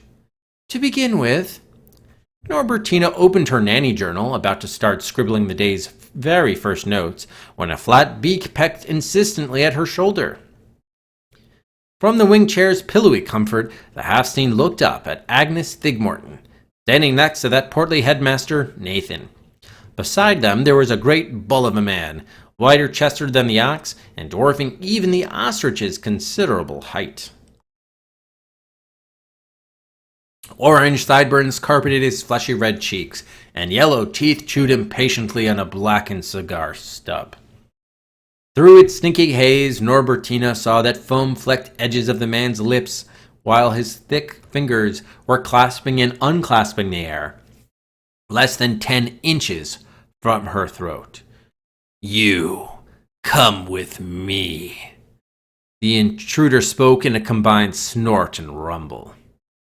Hidden behind her nanny journal, the calf trembled, slinking backward into the chair and slowly peering over the volume's binding at her small horns reflected in his shiny gold belt buckle.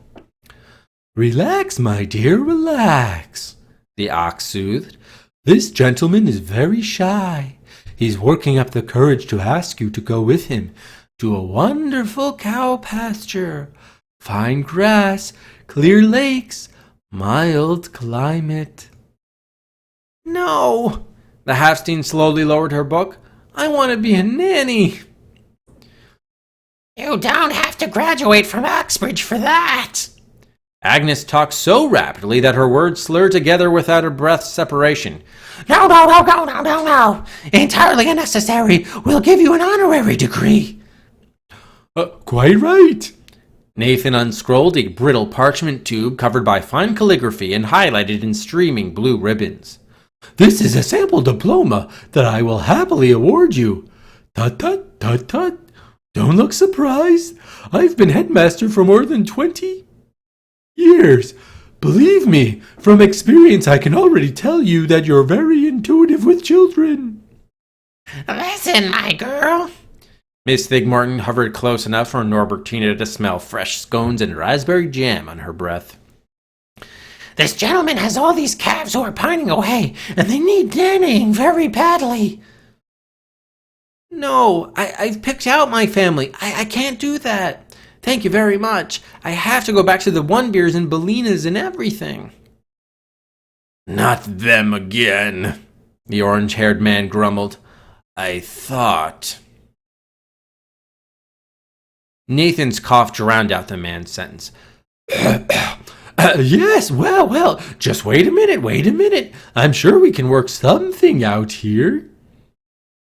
You'll change your mind like a sensible lady, the ostrich insisted. Just get her outside, the stranger demanded. What he really means, dear, is his associates have photo albums of the little orphan calves who need your help. It'll melt your heart. The ox dabbed one eye with his handkerchief. That cow pasture is actually an orphanage, but we didn't want to tell you that before. They really are orphans, right, sir?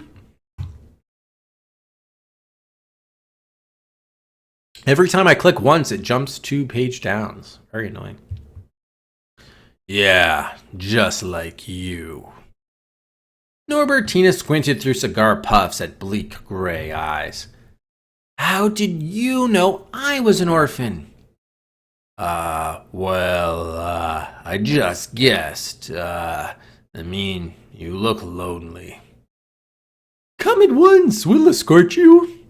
Nathan chivalrously grasped one of the Halfstein's legs, while Agnes gently propped at the calf's rump with a wing. But I don't want to miss my lesson, Norbertina protested, scrambling backward into the wing chair. Yet both ox and bird tugged her aside or across the floor, dragging her hooves into the outside hall. The headmaster released his hold and talked very meekly. One moment, my dear, and his associates will be here with photos. Yeah, the tall stranger agreed, wiping sweaty fingers on lapels of his green coat. Norbertina rubbed her snout in thought, then craned her neck to study the man's features. Where have I met you before? Your voice sounds so familiar. Did you ever live in San Francisco? Nonsense, no, I never leave, England, no. Yeah, we don't know, Rex. We still haven't found out. That's why it's a mystery story. That's bizarre. The Halfstein was unconvinced. I could have sworn I met you when I was working at Haagen-Dazs somehow. No, I don't think so. I hate ice cream. Then how did you know? She started to ask, then shut her mouth in a panic and took another step closer to Miss Rhodes's door. Nathan put his arm around her shoulder. My sweet girl, it's your cowly duty to go take care of those poor lonesome calves. But I haven't seen any photos. The Halfstein narrowed her eyes in suspicion. The orange-haired man crushed his cigar under one boot heel, then clamped down on 2 fingers and whistled a shrill note. From out of nowhere, heavy footsteps clattered across the dusty floor. A couple of muscle-bound tattoos grabbed Norbertina, lifting her up in the air. She kicked her legs against their soft bellies and let out a scream that was instantly muffled by the stranger's leather-gloved palm. Her eyes traveled down the staircase, looking through windows above the front entry at a black hearse with darkly tinted windows. Its black door panel stood wide open, and a liveried chauffeur was pacing back and forth as though ready for a quick getaway. Painted in flowery white script across the hearse's black side was Moribund Mortuaries. Cold bumps of fear bristled over the Halfstein's skin, and she thrashed about to wriggle free. But the 2 thugs had a hammerlock on her knees. Without any warning, the chauffeur stiffened, drawing his body to its full height and sticking out his chest so that morning sun glimmered upon a uniform row of silver buttons. 1 instant later, Oxbridge's chime sounded bring, bring, bring, like the tinny echoing of Horatio Glum's bicycle bell. The mahogany front door creaked open very slowly, and a nightstick poked through its entry, followed by a barrel-chested English bulldog in navy blue policeman's attire. A bulldog Bobby.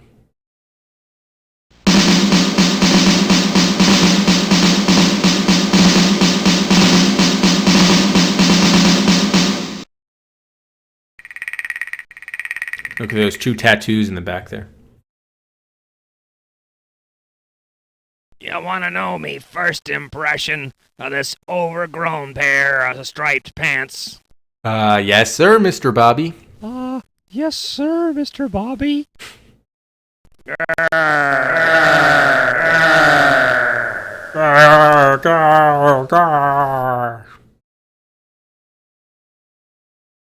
Really?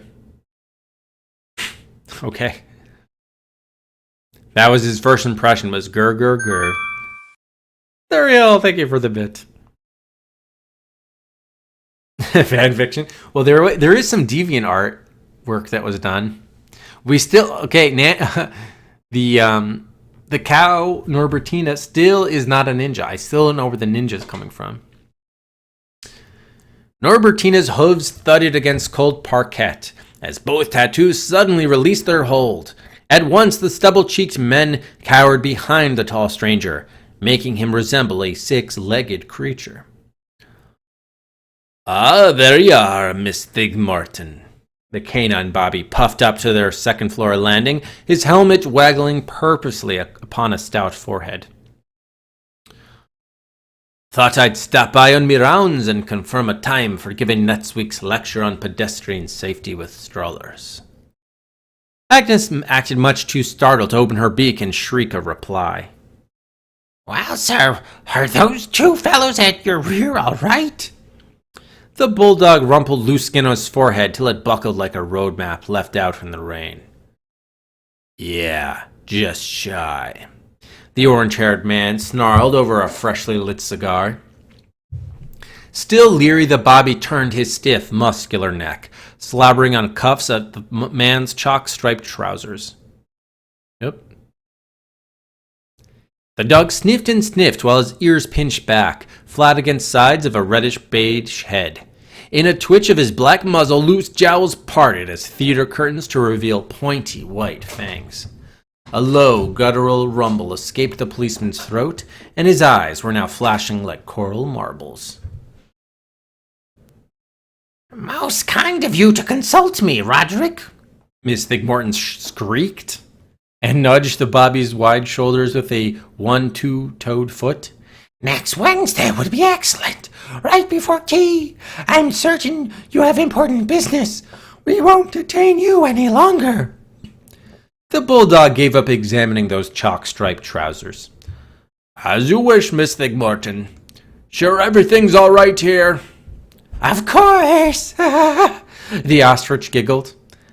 The bulldog Bobby turned to the orange-haired giant, querying, Why is it that for a human you smell an awful lot like a bull? It's my cologne. Roderick nodded a suspicious farewell, then strapped on his helmet, muttering, Good day, then.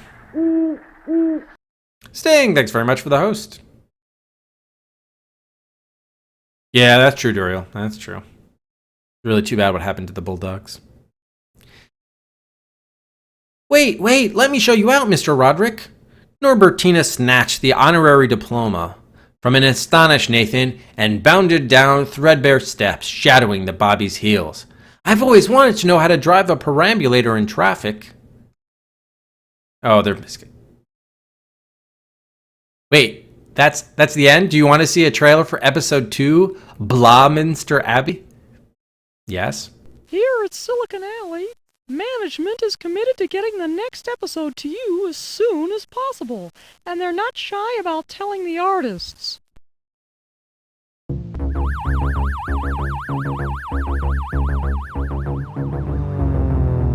Hello.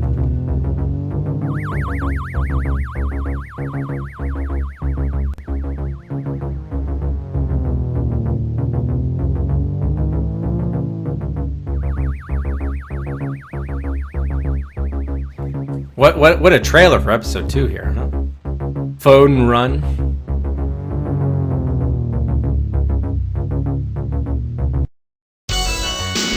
Chapter 1. Barnacle Bull the Sailor? Barnacle Bull the Sailor.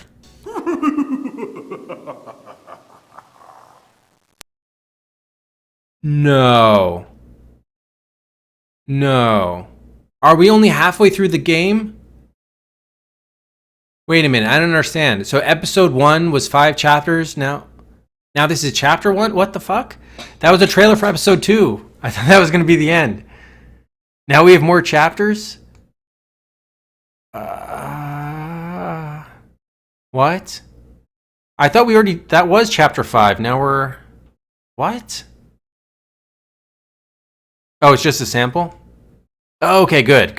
All right, so it's a short thing. Thank God. All right, so chapter 1, Barnacle Bull the Sailor. A streak of dingy gray light struggled down bent stairs, tapping an antique rotary switch until a withered head lifted the glass inside a lantern. A slight flame wove around the wick, burning forth a glow muted by the greasy shade. Inside the lantern's sickly illumination stood a wizened old man. He readjusted wiry spectacles on his beak of a nose, then popped an iron key into his mottled vest pocket and raised the old coach lamp well above his head. "Follow me." Footsteps kicked up the dust of ages, winding through a tattered jungle of antiques. In the half-lit shadows, cobwebs strung between fabrics that disintegrated at the old man's touch. Yet he continued to lead the way, beyond mounds of broken cane chairs and fractured chandeliers. His bony elbows brushed against gilded frames that held the blank stare of tarnished mirrors. "Not much farther, not much at all," he croaked impatiently, squeezing around the armor of a rusted knight whose metal gloves still clutched a sharp lance. Another quick right, then left and right again, brought him to the waxy cedar door of an old French armoire. "In here," he chuckled softly, cracking open the tall cabinet. "Bloody maze, isn't it? Used to be an opium den in Victoria's time. Gents and swags laying about, droopy-eyed, puffing their clay pipes day and night. Yellow-brown smoke drifting around stained every passageway. Still, this is a fine place for hiding valuable, that is, storing my inventory. Come along, then." The old man stepped inside a backless armoire, disappearing through a false brick wall.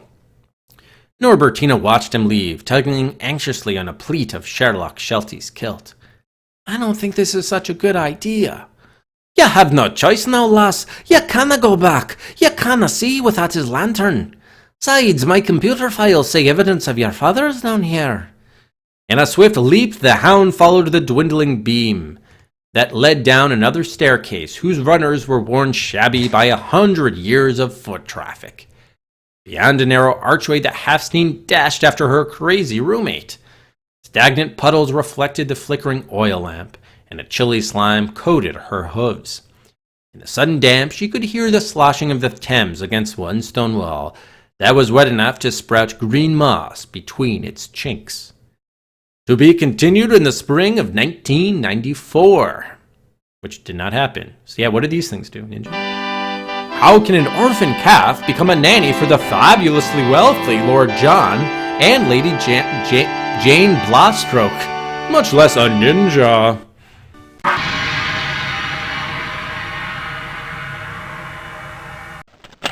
Why does one of the few clues to her ancestry lie buried in a London curio shop?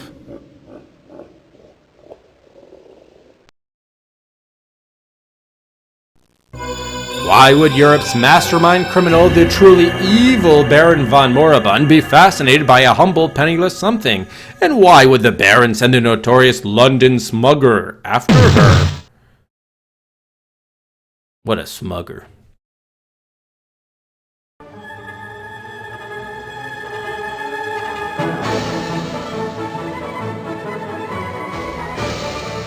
There is an alternate form of this trailer for episode 2 that takes advantage of a fast 486 system with double spin CD-ROM drive.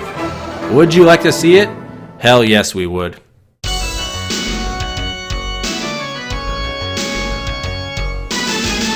Didn't we already see this? What a fantastic trailer that was. All right. So that will do it, I think.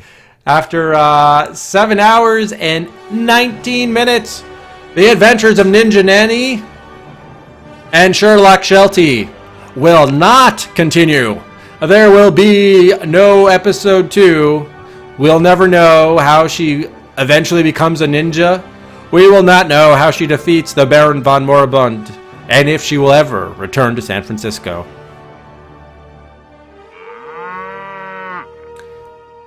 What a terrible, terrible game. I mean, yeah, I know it was an interactive novel, but it was written poorly, made very little sense, and was just an excuse to jam a bunch of clip art and random video clips, stock footage, weaving them together behind a nonsensical plot. So it was just poorly done in every way, shape, and form. Jeez.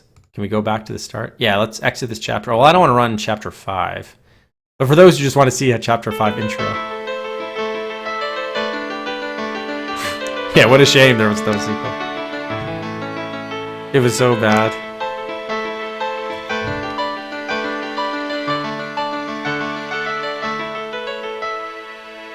Oh, God. It was terrible. It was really bad. It was just a pain to have to get through and read through and just like random. I mean, I did learn a few things, so the educational aspect, but they had nothing to do with the story. It was just, so bad. So bad. The 2Kid is integral to the story. Yeah. Finding ways to talk about any random old thing. Just awful. Just awful. So, yeah, thank you, Docs, for the pick. There were some amusing parts to be sure, but all in all, not one I'd want to be revisiting anytime soon. Man. So let's thank you everybody for the GGs. And let's head to our Hall of Adventure. And at game number 127, The Adventures of Ninja Nanny and Sherrloch Sheltie, up on the shelf.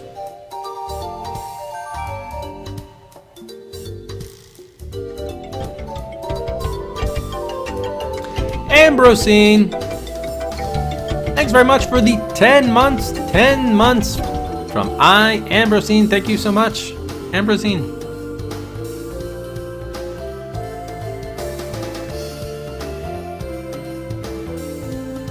We're probably going to do the vote.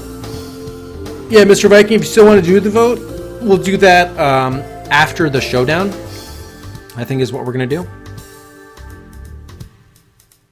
And it doesn't look like Ambrosine, for whatever reason, got her Cedric, so I'm going to have to add those.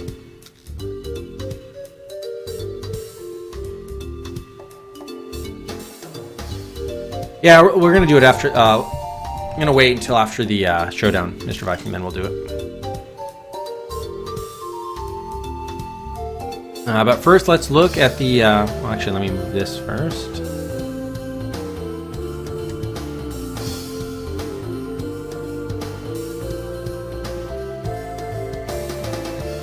Yeah, I got really scared there. I thought we'd only basically gone halfway through the game. I was very scared.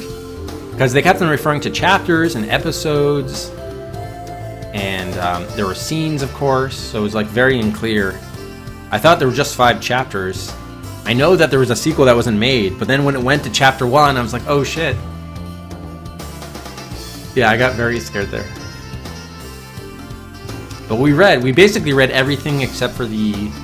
You know, the random entries in the Dictiopedias. But everything else we did see. Alright, so let's look at the time and death guesses. I mean, this is going to be... Probably most people guessed under, because... I mean, as far as like a win condition for this, I mean, obviously you could literally just click through this and finish everything without even clicking on any of the hot words or reading anything. So you could technically get through the game in like, what... 2-3 minutes if you wanted to, maybe even less than that, but obviously to experience the game it took longer. We actually had to read the story. It was an interactive novel after all. That was the game. So the final time was 7 hours and 19 minutes. Let's see if anyone was close. Finaza, 6 hours. Free Charles, 6 hours and 34 minutes on his first time guessing. Charles is within an hour. 25 points, or points. Cedric's for Charles. Shakai, 7 hours even. Shakai within the half hour, 100 for Shakai. Oh, thank you. Appreciate it, Hoffman. Yeah, I am proud. It's taken more than, we're closing in on 2.5 years, so it is quite the collection.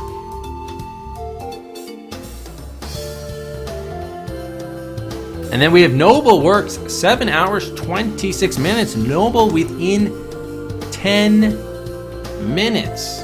Wow. Nicely done, Noble. I believe that's going to be 250 Cedrics for Noble.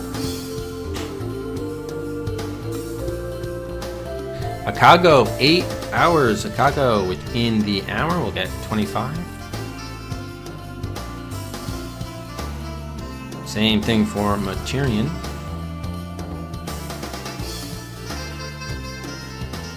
Mr. Viking also within the hour. I think that's a second time in a row. Or is it that Noble? Maybe second time in 3 games, but Noble has gotten very close time guess quite a bit recently, it seems like. And then Dark just makes it with inside the hour as well. 25 Cedrics for Dark. And Boss just outside at 8:22. Knox, Olimar's, Lester, and I call all over.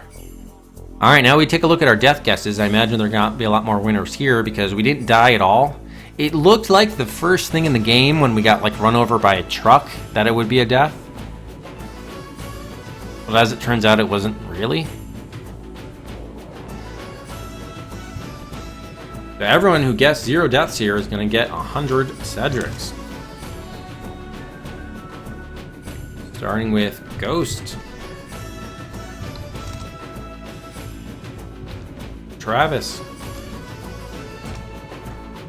Sting.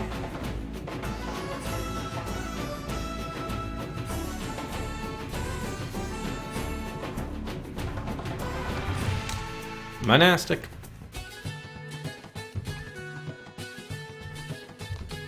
Miria.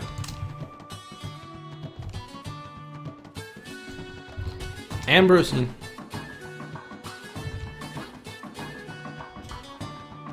Nico.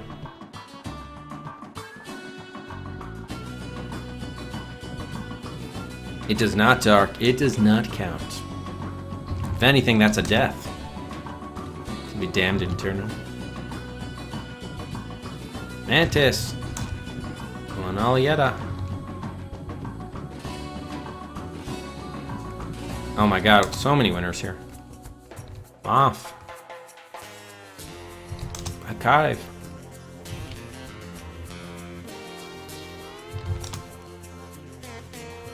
Deck.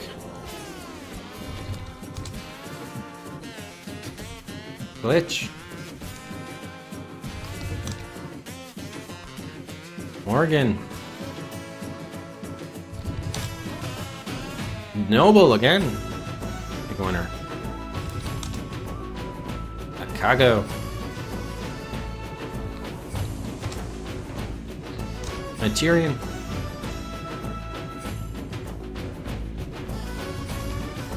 Mr. Viking. Knox. There's the last one there. And we still have a number of folks here who are close. One away, Aardvark.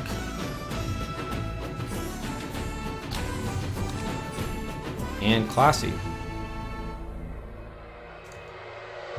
Charles was within 3 at 25.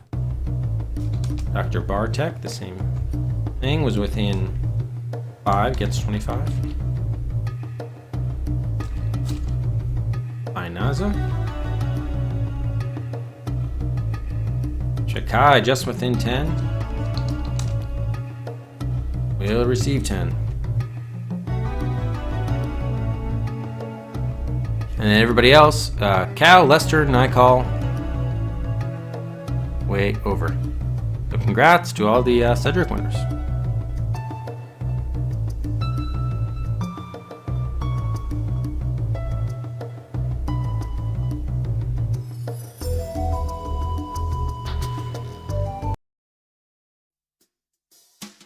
And that'll take us to today's raffle. This will be for spot R34 on the raffle queue, or a promotion of any existing queue game, as always. Put 3 minutes there on the clock, and our raffle is now open. Open to everybody.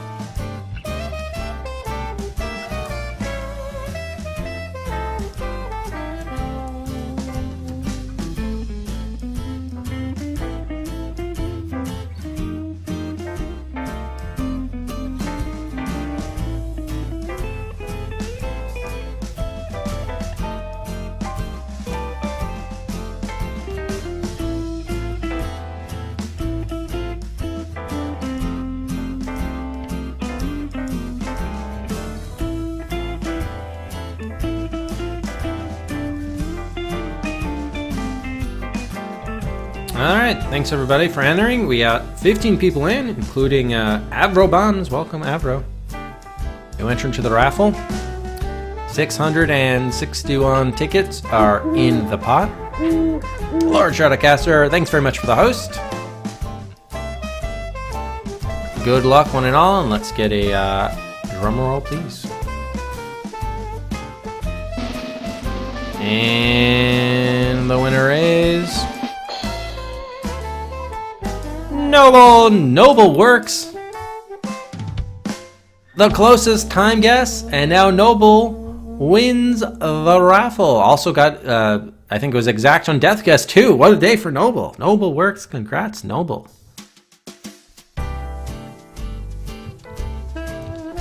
Raffle win number 1 for Noble works. Congrats. And pick a new game to add to from the master list to add to the raffle queue. Promote any existing queued game up 25 spots. Choice is yours.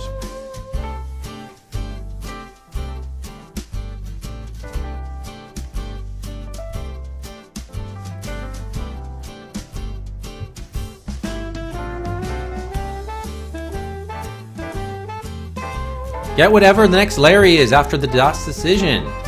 Okay, yeah, so what that'll mean is if Larry 3, we're going to have a DOS decision vote after the showdown. That's sponsored by Old Viking Gamer. So if Larry 3 wins the showdown, Larry 4 will get added to the raffle queue right after Larry 3. But if Larry 3 does not win, then the decision, then yeah, Larry 3 would be added to the raffle queue as selected by Noble. So yeah, happy to do that. Noble works. No problem at all. Welcome, Moo. You just missed our cow game. Adventures in Ninja. Congrats again, Noble works.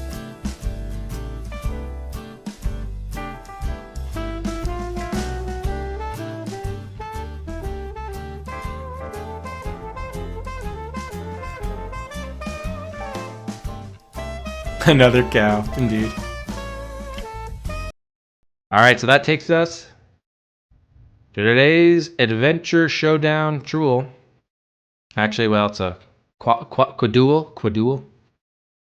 We contest among 4 different games, vying to become game number 128.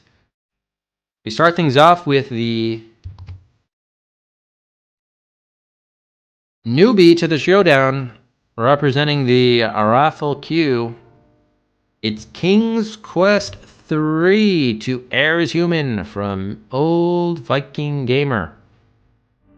Oh yeah, not Larry 4, sorry, Larry 5. Larry 5. Oh, that's a great question actually, Aardvark. Would it be Larry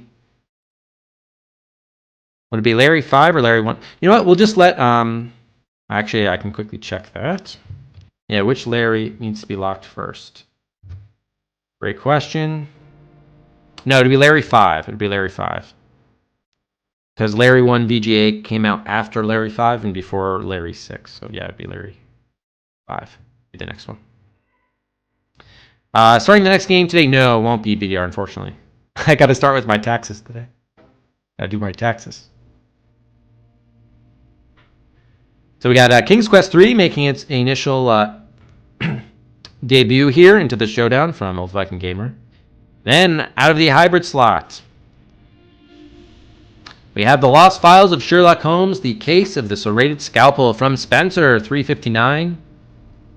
It now has 32 guns and 2 deaths in the showdown. If Sherlock or King's Quest 3 wins in the first degree, would enter the showdown, the next one.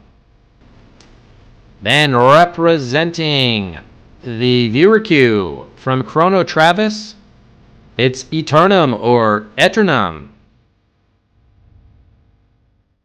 64. It's now up to 70. 70 guns. The huge favorite here for Eternum. 70 guns. It's been shot and killed 4 times.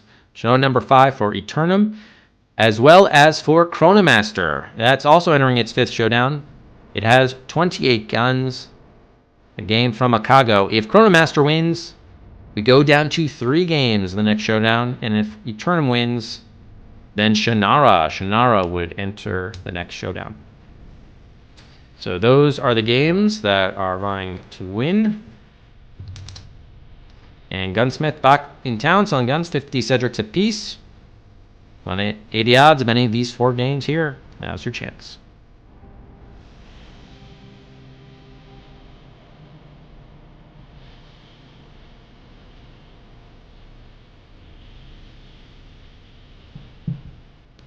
Yeah, tomorrow might be tough. I'll see. I might get a couple hours. It depends on if I can finish the taxes today or not. But if I do manage to do it, yeah, we might be able to start the next game tomorrow. But it's gonna be busy because family's coming over in the morning, and then there's some stuff going on after. Yeah, it might be tough, but we'll see. Gonna have to play it by ear.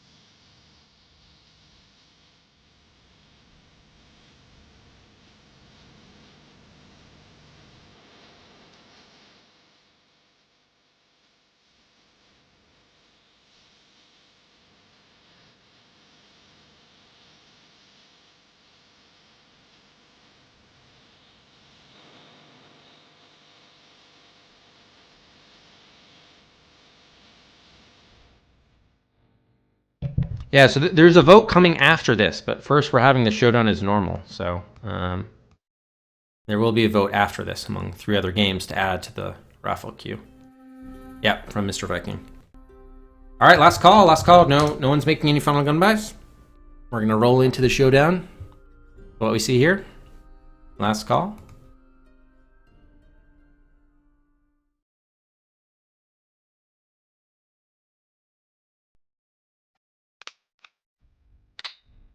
Mr. Viking strikes 3 guns for King's Quest 3. Moves it up to 10. Double digits for KQ3.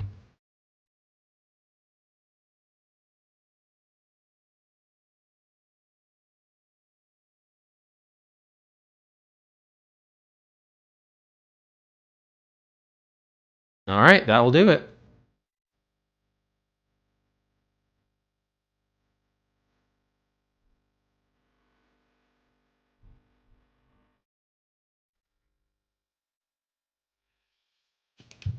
So we got King's Quest 3 in its initial showdown with 10 guns. Sherlock Holmes, Lost Files, 32. Eternum, the big favorite, with 70. And Chronomaster with 28. Good luck, one and all. Game number 128 on the DOS Adventure Quest.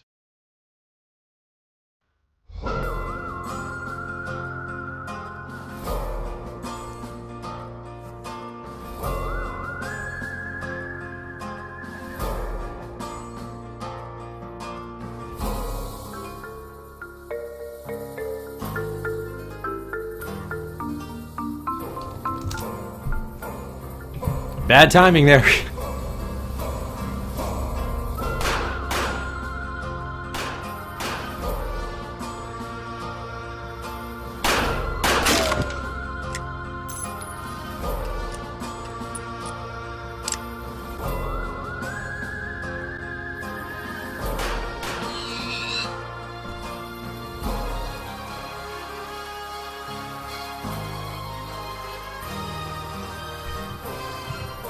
And the winner,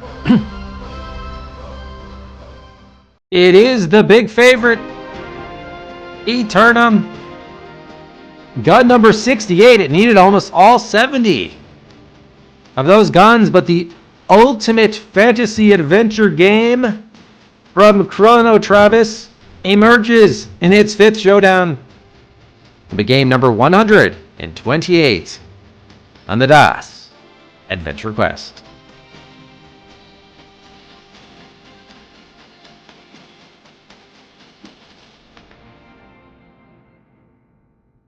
Congrats to Travis.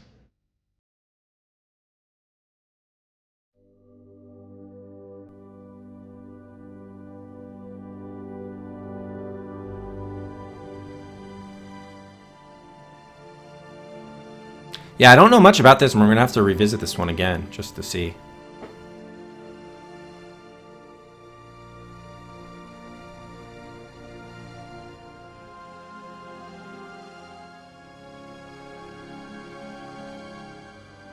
So out of the viewer slot, Eternum, game number 128.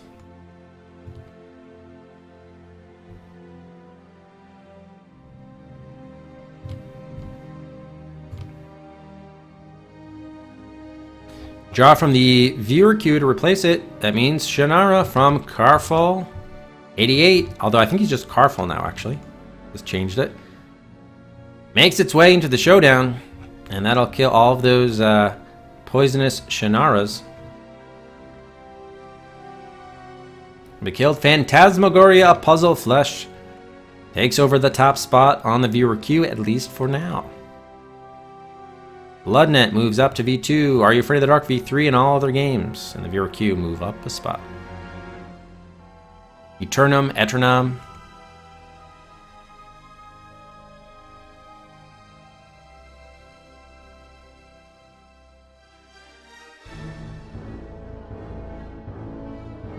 Had enough text for a while. Well, I think Shannara is not that was it moved away from. It was a Legend game, but not a text adventure. So those are going to be your 4 combatants in the next showdown after Eternum or Eternum. Let me give you guys the link to submit guesses for those 3, or those 3 for Eternum. Yeah, I'm just gonna choose one and stick with it. I think Eternum. Or no, I think Eternum, right? Eternum. Yeah, damn it. Damn it. Eternum, fine.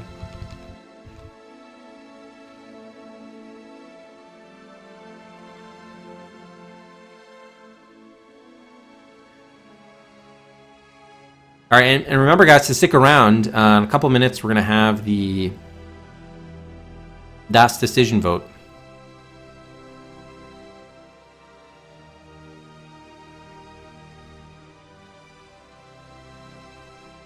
Oh, no. That's interesting. Huh. Oh, interesting. They're doing something new with that. I'm going to have to check that out later. See what the full details are. Hopefully this stuff still works. Here we go. Got it.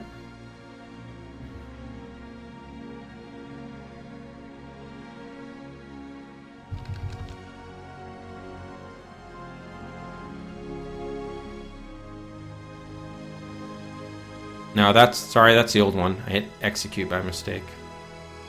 That's Ninja Nanny.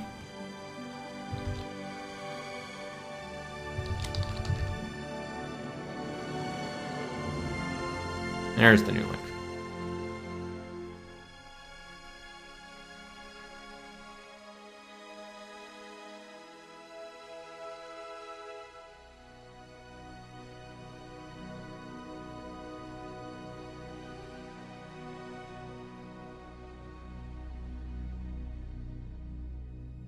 All right, so while you guys are filling that out, let's bring up Eternum. Take a look at it.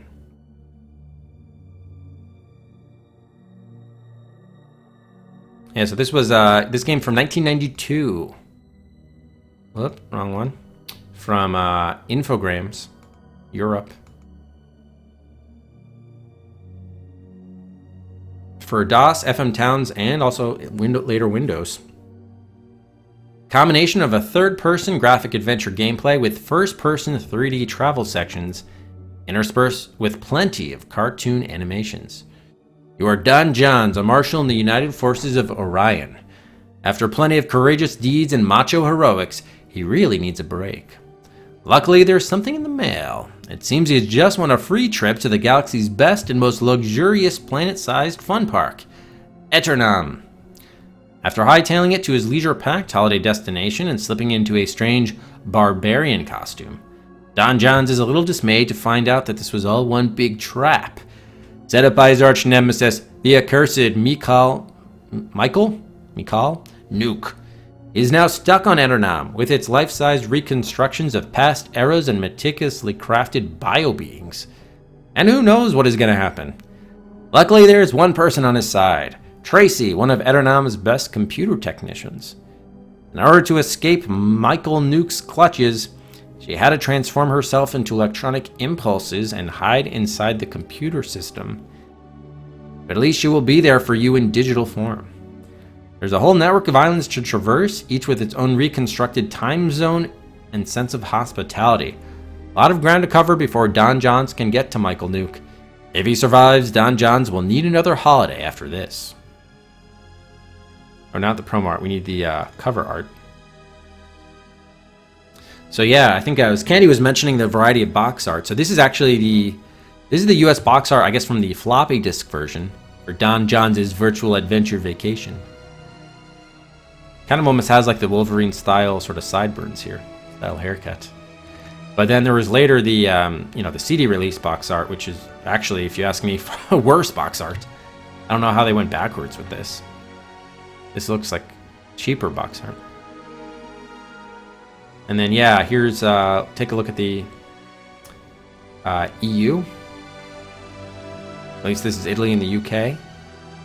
Oh my god, that looks bad too. I like those toadstools there over there on the right though. Oh, just got on Steam last month. Great. Oh, hopefully that's a good thing.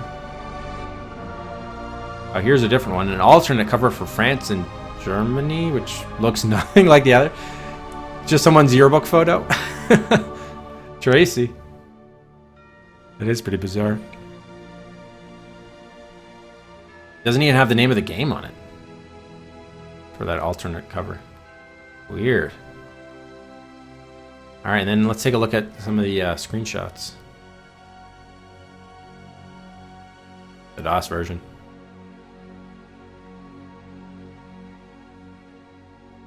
Oh, there's Tracy, your only friend. She's stuck inside a computer and communicates via this monitor. Extreme close-up. But I guess that was the animated sequence they were referring to. If I were you an adventurer, I'd follow this road. Kind of taking me back to Kingdom 2 Shadowin. That animation style. So this game is really bad? Someone said it was going to be, or was it Silo who said it was going to be a lot more pain? Oh, we'll take a look at FM Town's cover. Oh yeah, one again, a different look. So this is for the Japanese market. Hey, Turnham.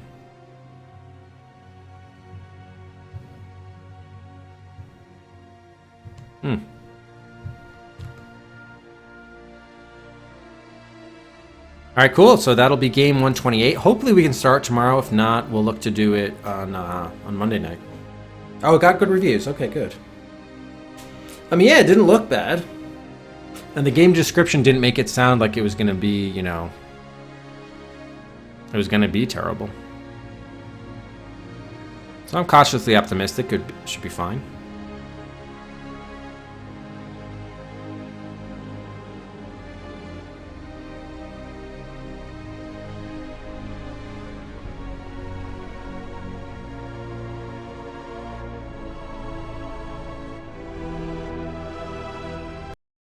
Alright, and now we will move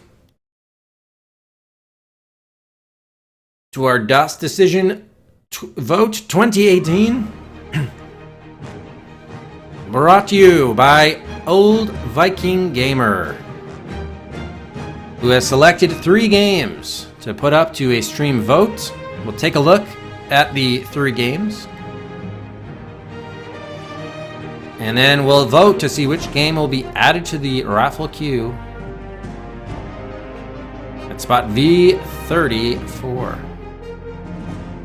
There will be a 5 Cedric cost to vote. Starting with game number 1. It's King's Quest IV: The Perils of Rosella. Now, of course, King's Quest III is currently in the showdown. So we haven't yet played that. This is obviously the sequel to that, released by, published by, and developed by Sierra in 1988. King Graham and Queen Valenice were glad to have their children back. Graham thinks that it's time to pass them on his old adventurer's hat. When he throws it across the room, he suffers a heart attack and collapses on the floor, and he is carried off to bed. The only way that Graham's health can be restored is by retrieving the magic fruit in the faraway land of Tamir. A beautiful fairy called Gnesta offers Rosella the chance to be transported to the land and find the fruit. But once she gets transported, she cannot be sent back unless she helps the fairy regain her talisman that was stolen by the evil witch, Lolot. So that's game number 1. Game number 2, also from Sierra, coming a year later, 1989. It's Leisure Suit Larry 3, Passionate Patty in pursuit of the pulsating pectorals. The 3rd game in Aldo's Leisure Suit Larry series. Larry Laffer has finally found the woman of his dreams and can happily live with her together on the beautiful tropical island. Until he gets thrown out of the house by his wife. His boss, who also happens to be his now ex-father-in-law, fires him. Larry is all alone, without a woman, without a job, on an island that has long ceased to be tropical paradise, and is exploited by entertainers, lawyers, and the like. But never despair. Dressed in his irresistible leisure suit, Larry's about to conquer the world, or at least its female population. Watch out, fair sex, because Larry is back to his swinging self. Isn't that like just what just happened in the second game too? Pretty much. So that's game number 2, Leisure Suit Larry 3. And finally, game choice number 3. It's Mission Supernova. From Thomas and Stefan Dingle, released in 1994, originally German language game only. This is a shareware adventure title, which I think recently got a English translation in Scum VM, so that's why we'll be able to play it. The player is Horst Hummel, the spaceship's chef de cuisine. Usually this would be a job without much stress, but when you wake up, the whole crew is gone. You're alone on board. It's a classic point-and-click adventure, verb-based interface, very similar to early LucasArts games like Zack McCracken or Maniac Mansion.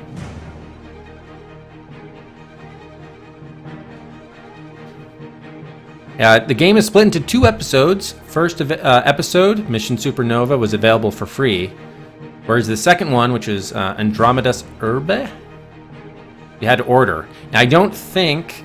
they were both later made freeware, but I don't know whether the second game was ever translated to English, so we may only be able to play this first episode. Someone may know in chat.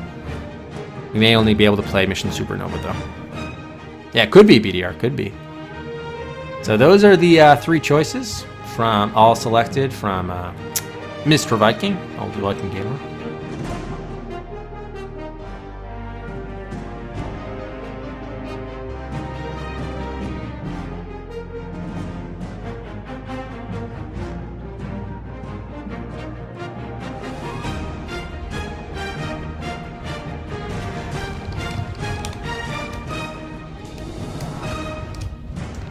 Alright, I'm just getting it together now. So once again, there will be a 5 Cedric cost for vote. The vote will be open for 5 minutes time.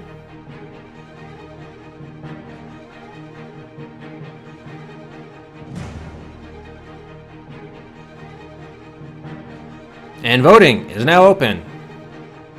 Which game will win Das Decision 2018? Brought to you by Mr. Viking and be added to the raffle queue. Right away, Leisure Suit Larry, a 5-3 edge over Mission Supernova, now 6-3. King's Quest 4 with just 1 vote. Mission Supernova, a couple votes there. Up to 5. Remember, vote 1 for King's Quest 4, 2 for Leisure Suit Larry 3, and 3 for Mission Supernova. We're tied 6-6, Larry and Supernova. Larry now takes the lead. 8-6 now.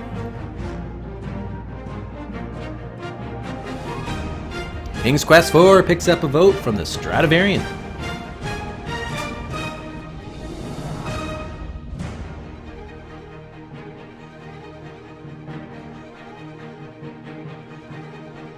Yeah, remember to put a space. Yeah, put a space there. Hey, Abs. Yeah, you'll need to put a space for the vote to count.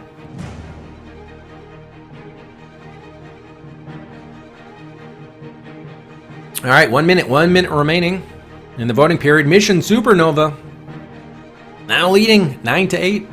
Perhaps the Sierra cadre splitting votes, perhaps. Now 9-9. We are tied between Supernova and Larry. 30 seconds remain.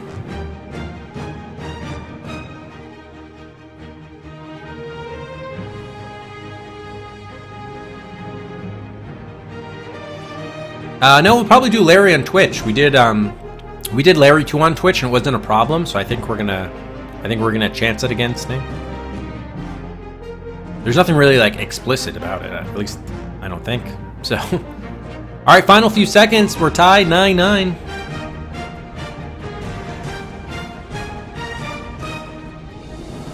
And yes, we are tied 9-9. Despite saying the winning option was Larry 3, it was tied 9-9. So we're gonna go for a tie-breaking vote.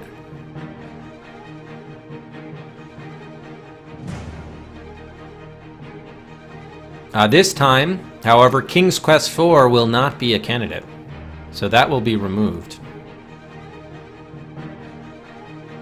So it'll just be 2 games there. In fact, I'm actually going to change this just so not to confuse anybody. So Larry this time will be vote 1 and Supernova will be vote 2. And King's Quest 3 will not be or 4 will not be an option.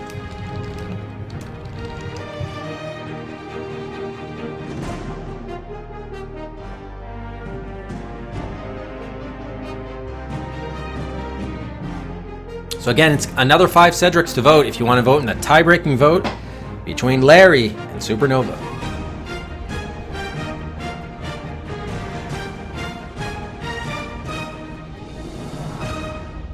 Yeah, so if you choose to vote, again, it'll be another 5 Cedrics. That's absolutely right, Dark. Yep.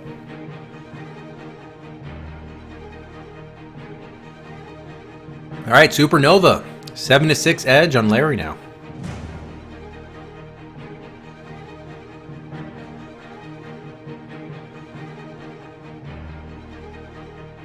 Remember, there's no 3 option. So vote 1 for Larry, vote 2 for Supernova. 9-6 now, Supernova over Larry. 9-7.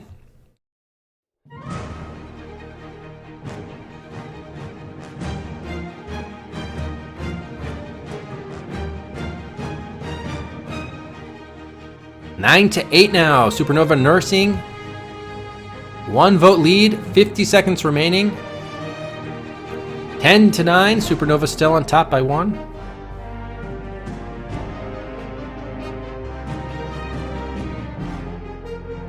Hey, welcome back, Charles. Congrats on your time guess win for Ninja Nanny. And Larry votes from Mantis and Duriel. Surges ahead 11-10. It's now Larry with the 1 vote lead. 20 seconds remaining. Can Larry hang on?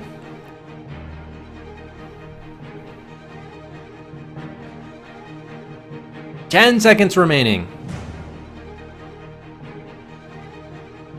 5, 4, 3, 2, 1, and that is it.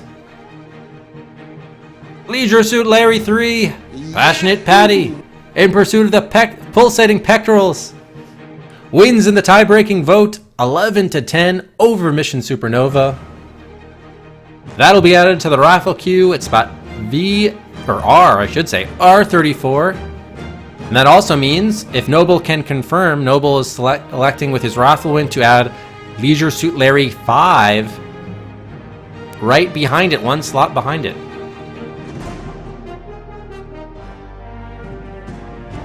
And a reminder, you too can sponsor a DOTS decision vote for 2,000 Cedrics. Nominate any 3 games you like from the master list, well, that are available to be selected, nominated, put them up for a vote. In fact, we're going to have another one on the next stream sponsored by Silo. So we'll do this again next time.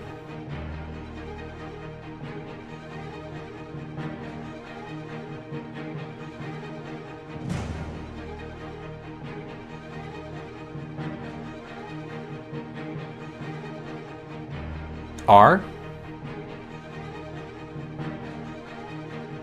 What, are you saying rated R?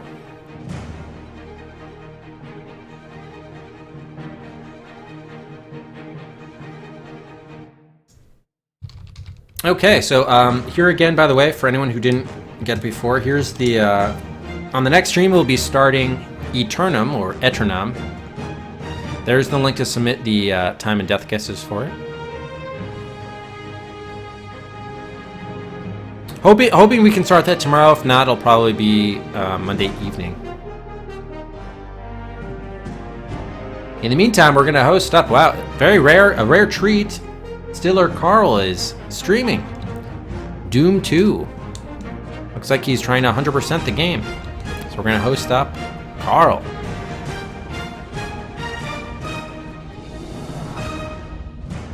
And let's also give out a bonus Cedric here at the end of the stream.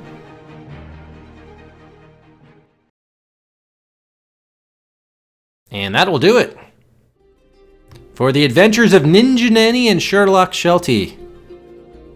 It ended in a very anticlimactic, random spot, but that I think speaks to the rush nature and cheap nature of the game. Thank you, Docs, for that pick. Congratulations to Noble Works, had the closest time guess, nailed the death guess, and won the raffle. Leisure Suit Larry 5 added to the raffle queue right under Larry 4, which wins the DOS decision vote. Eternum from Chrono Travis wins the showdown, will be game number 128 on the DOS Adventure Quest next time. In the meantime, thank you all for watching. Have a great rest of your weekend. We'll see you next time.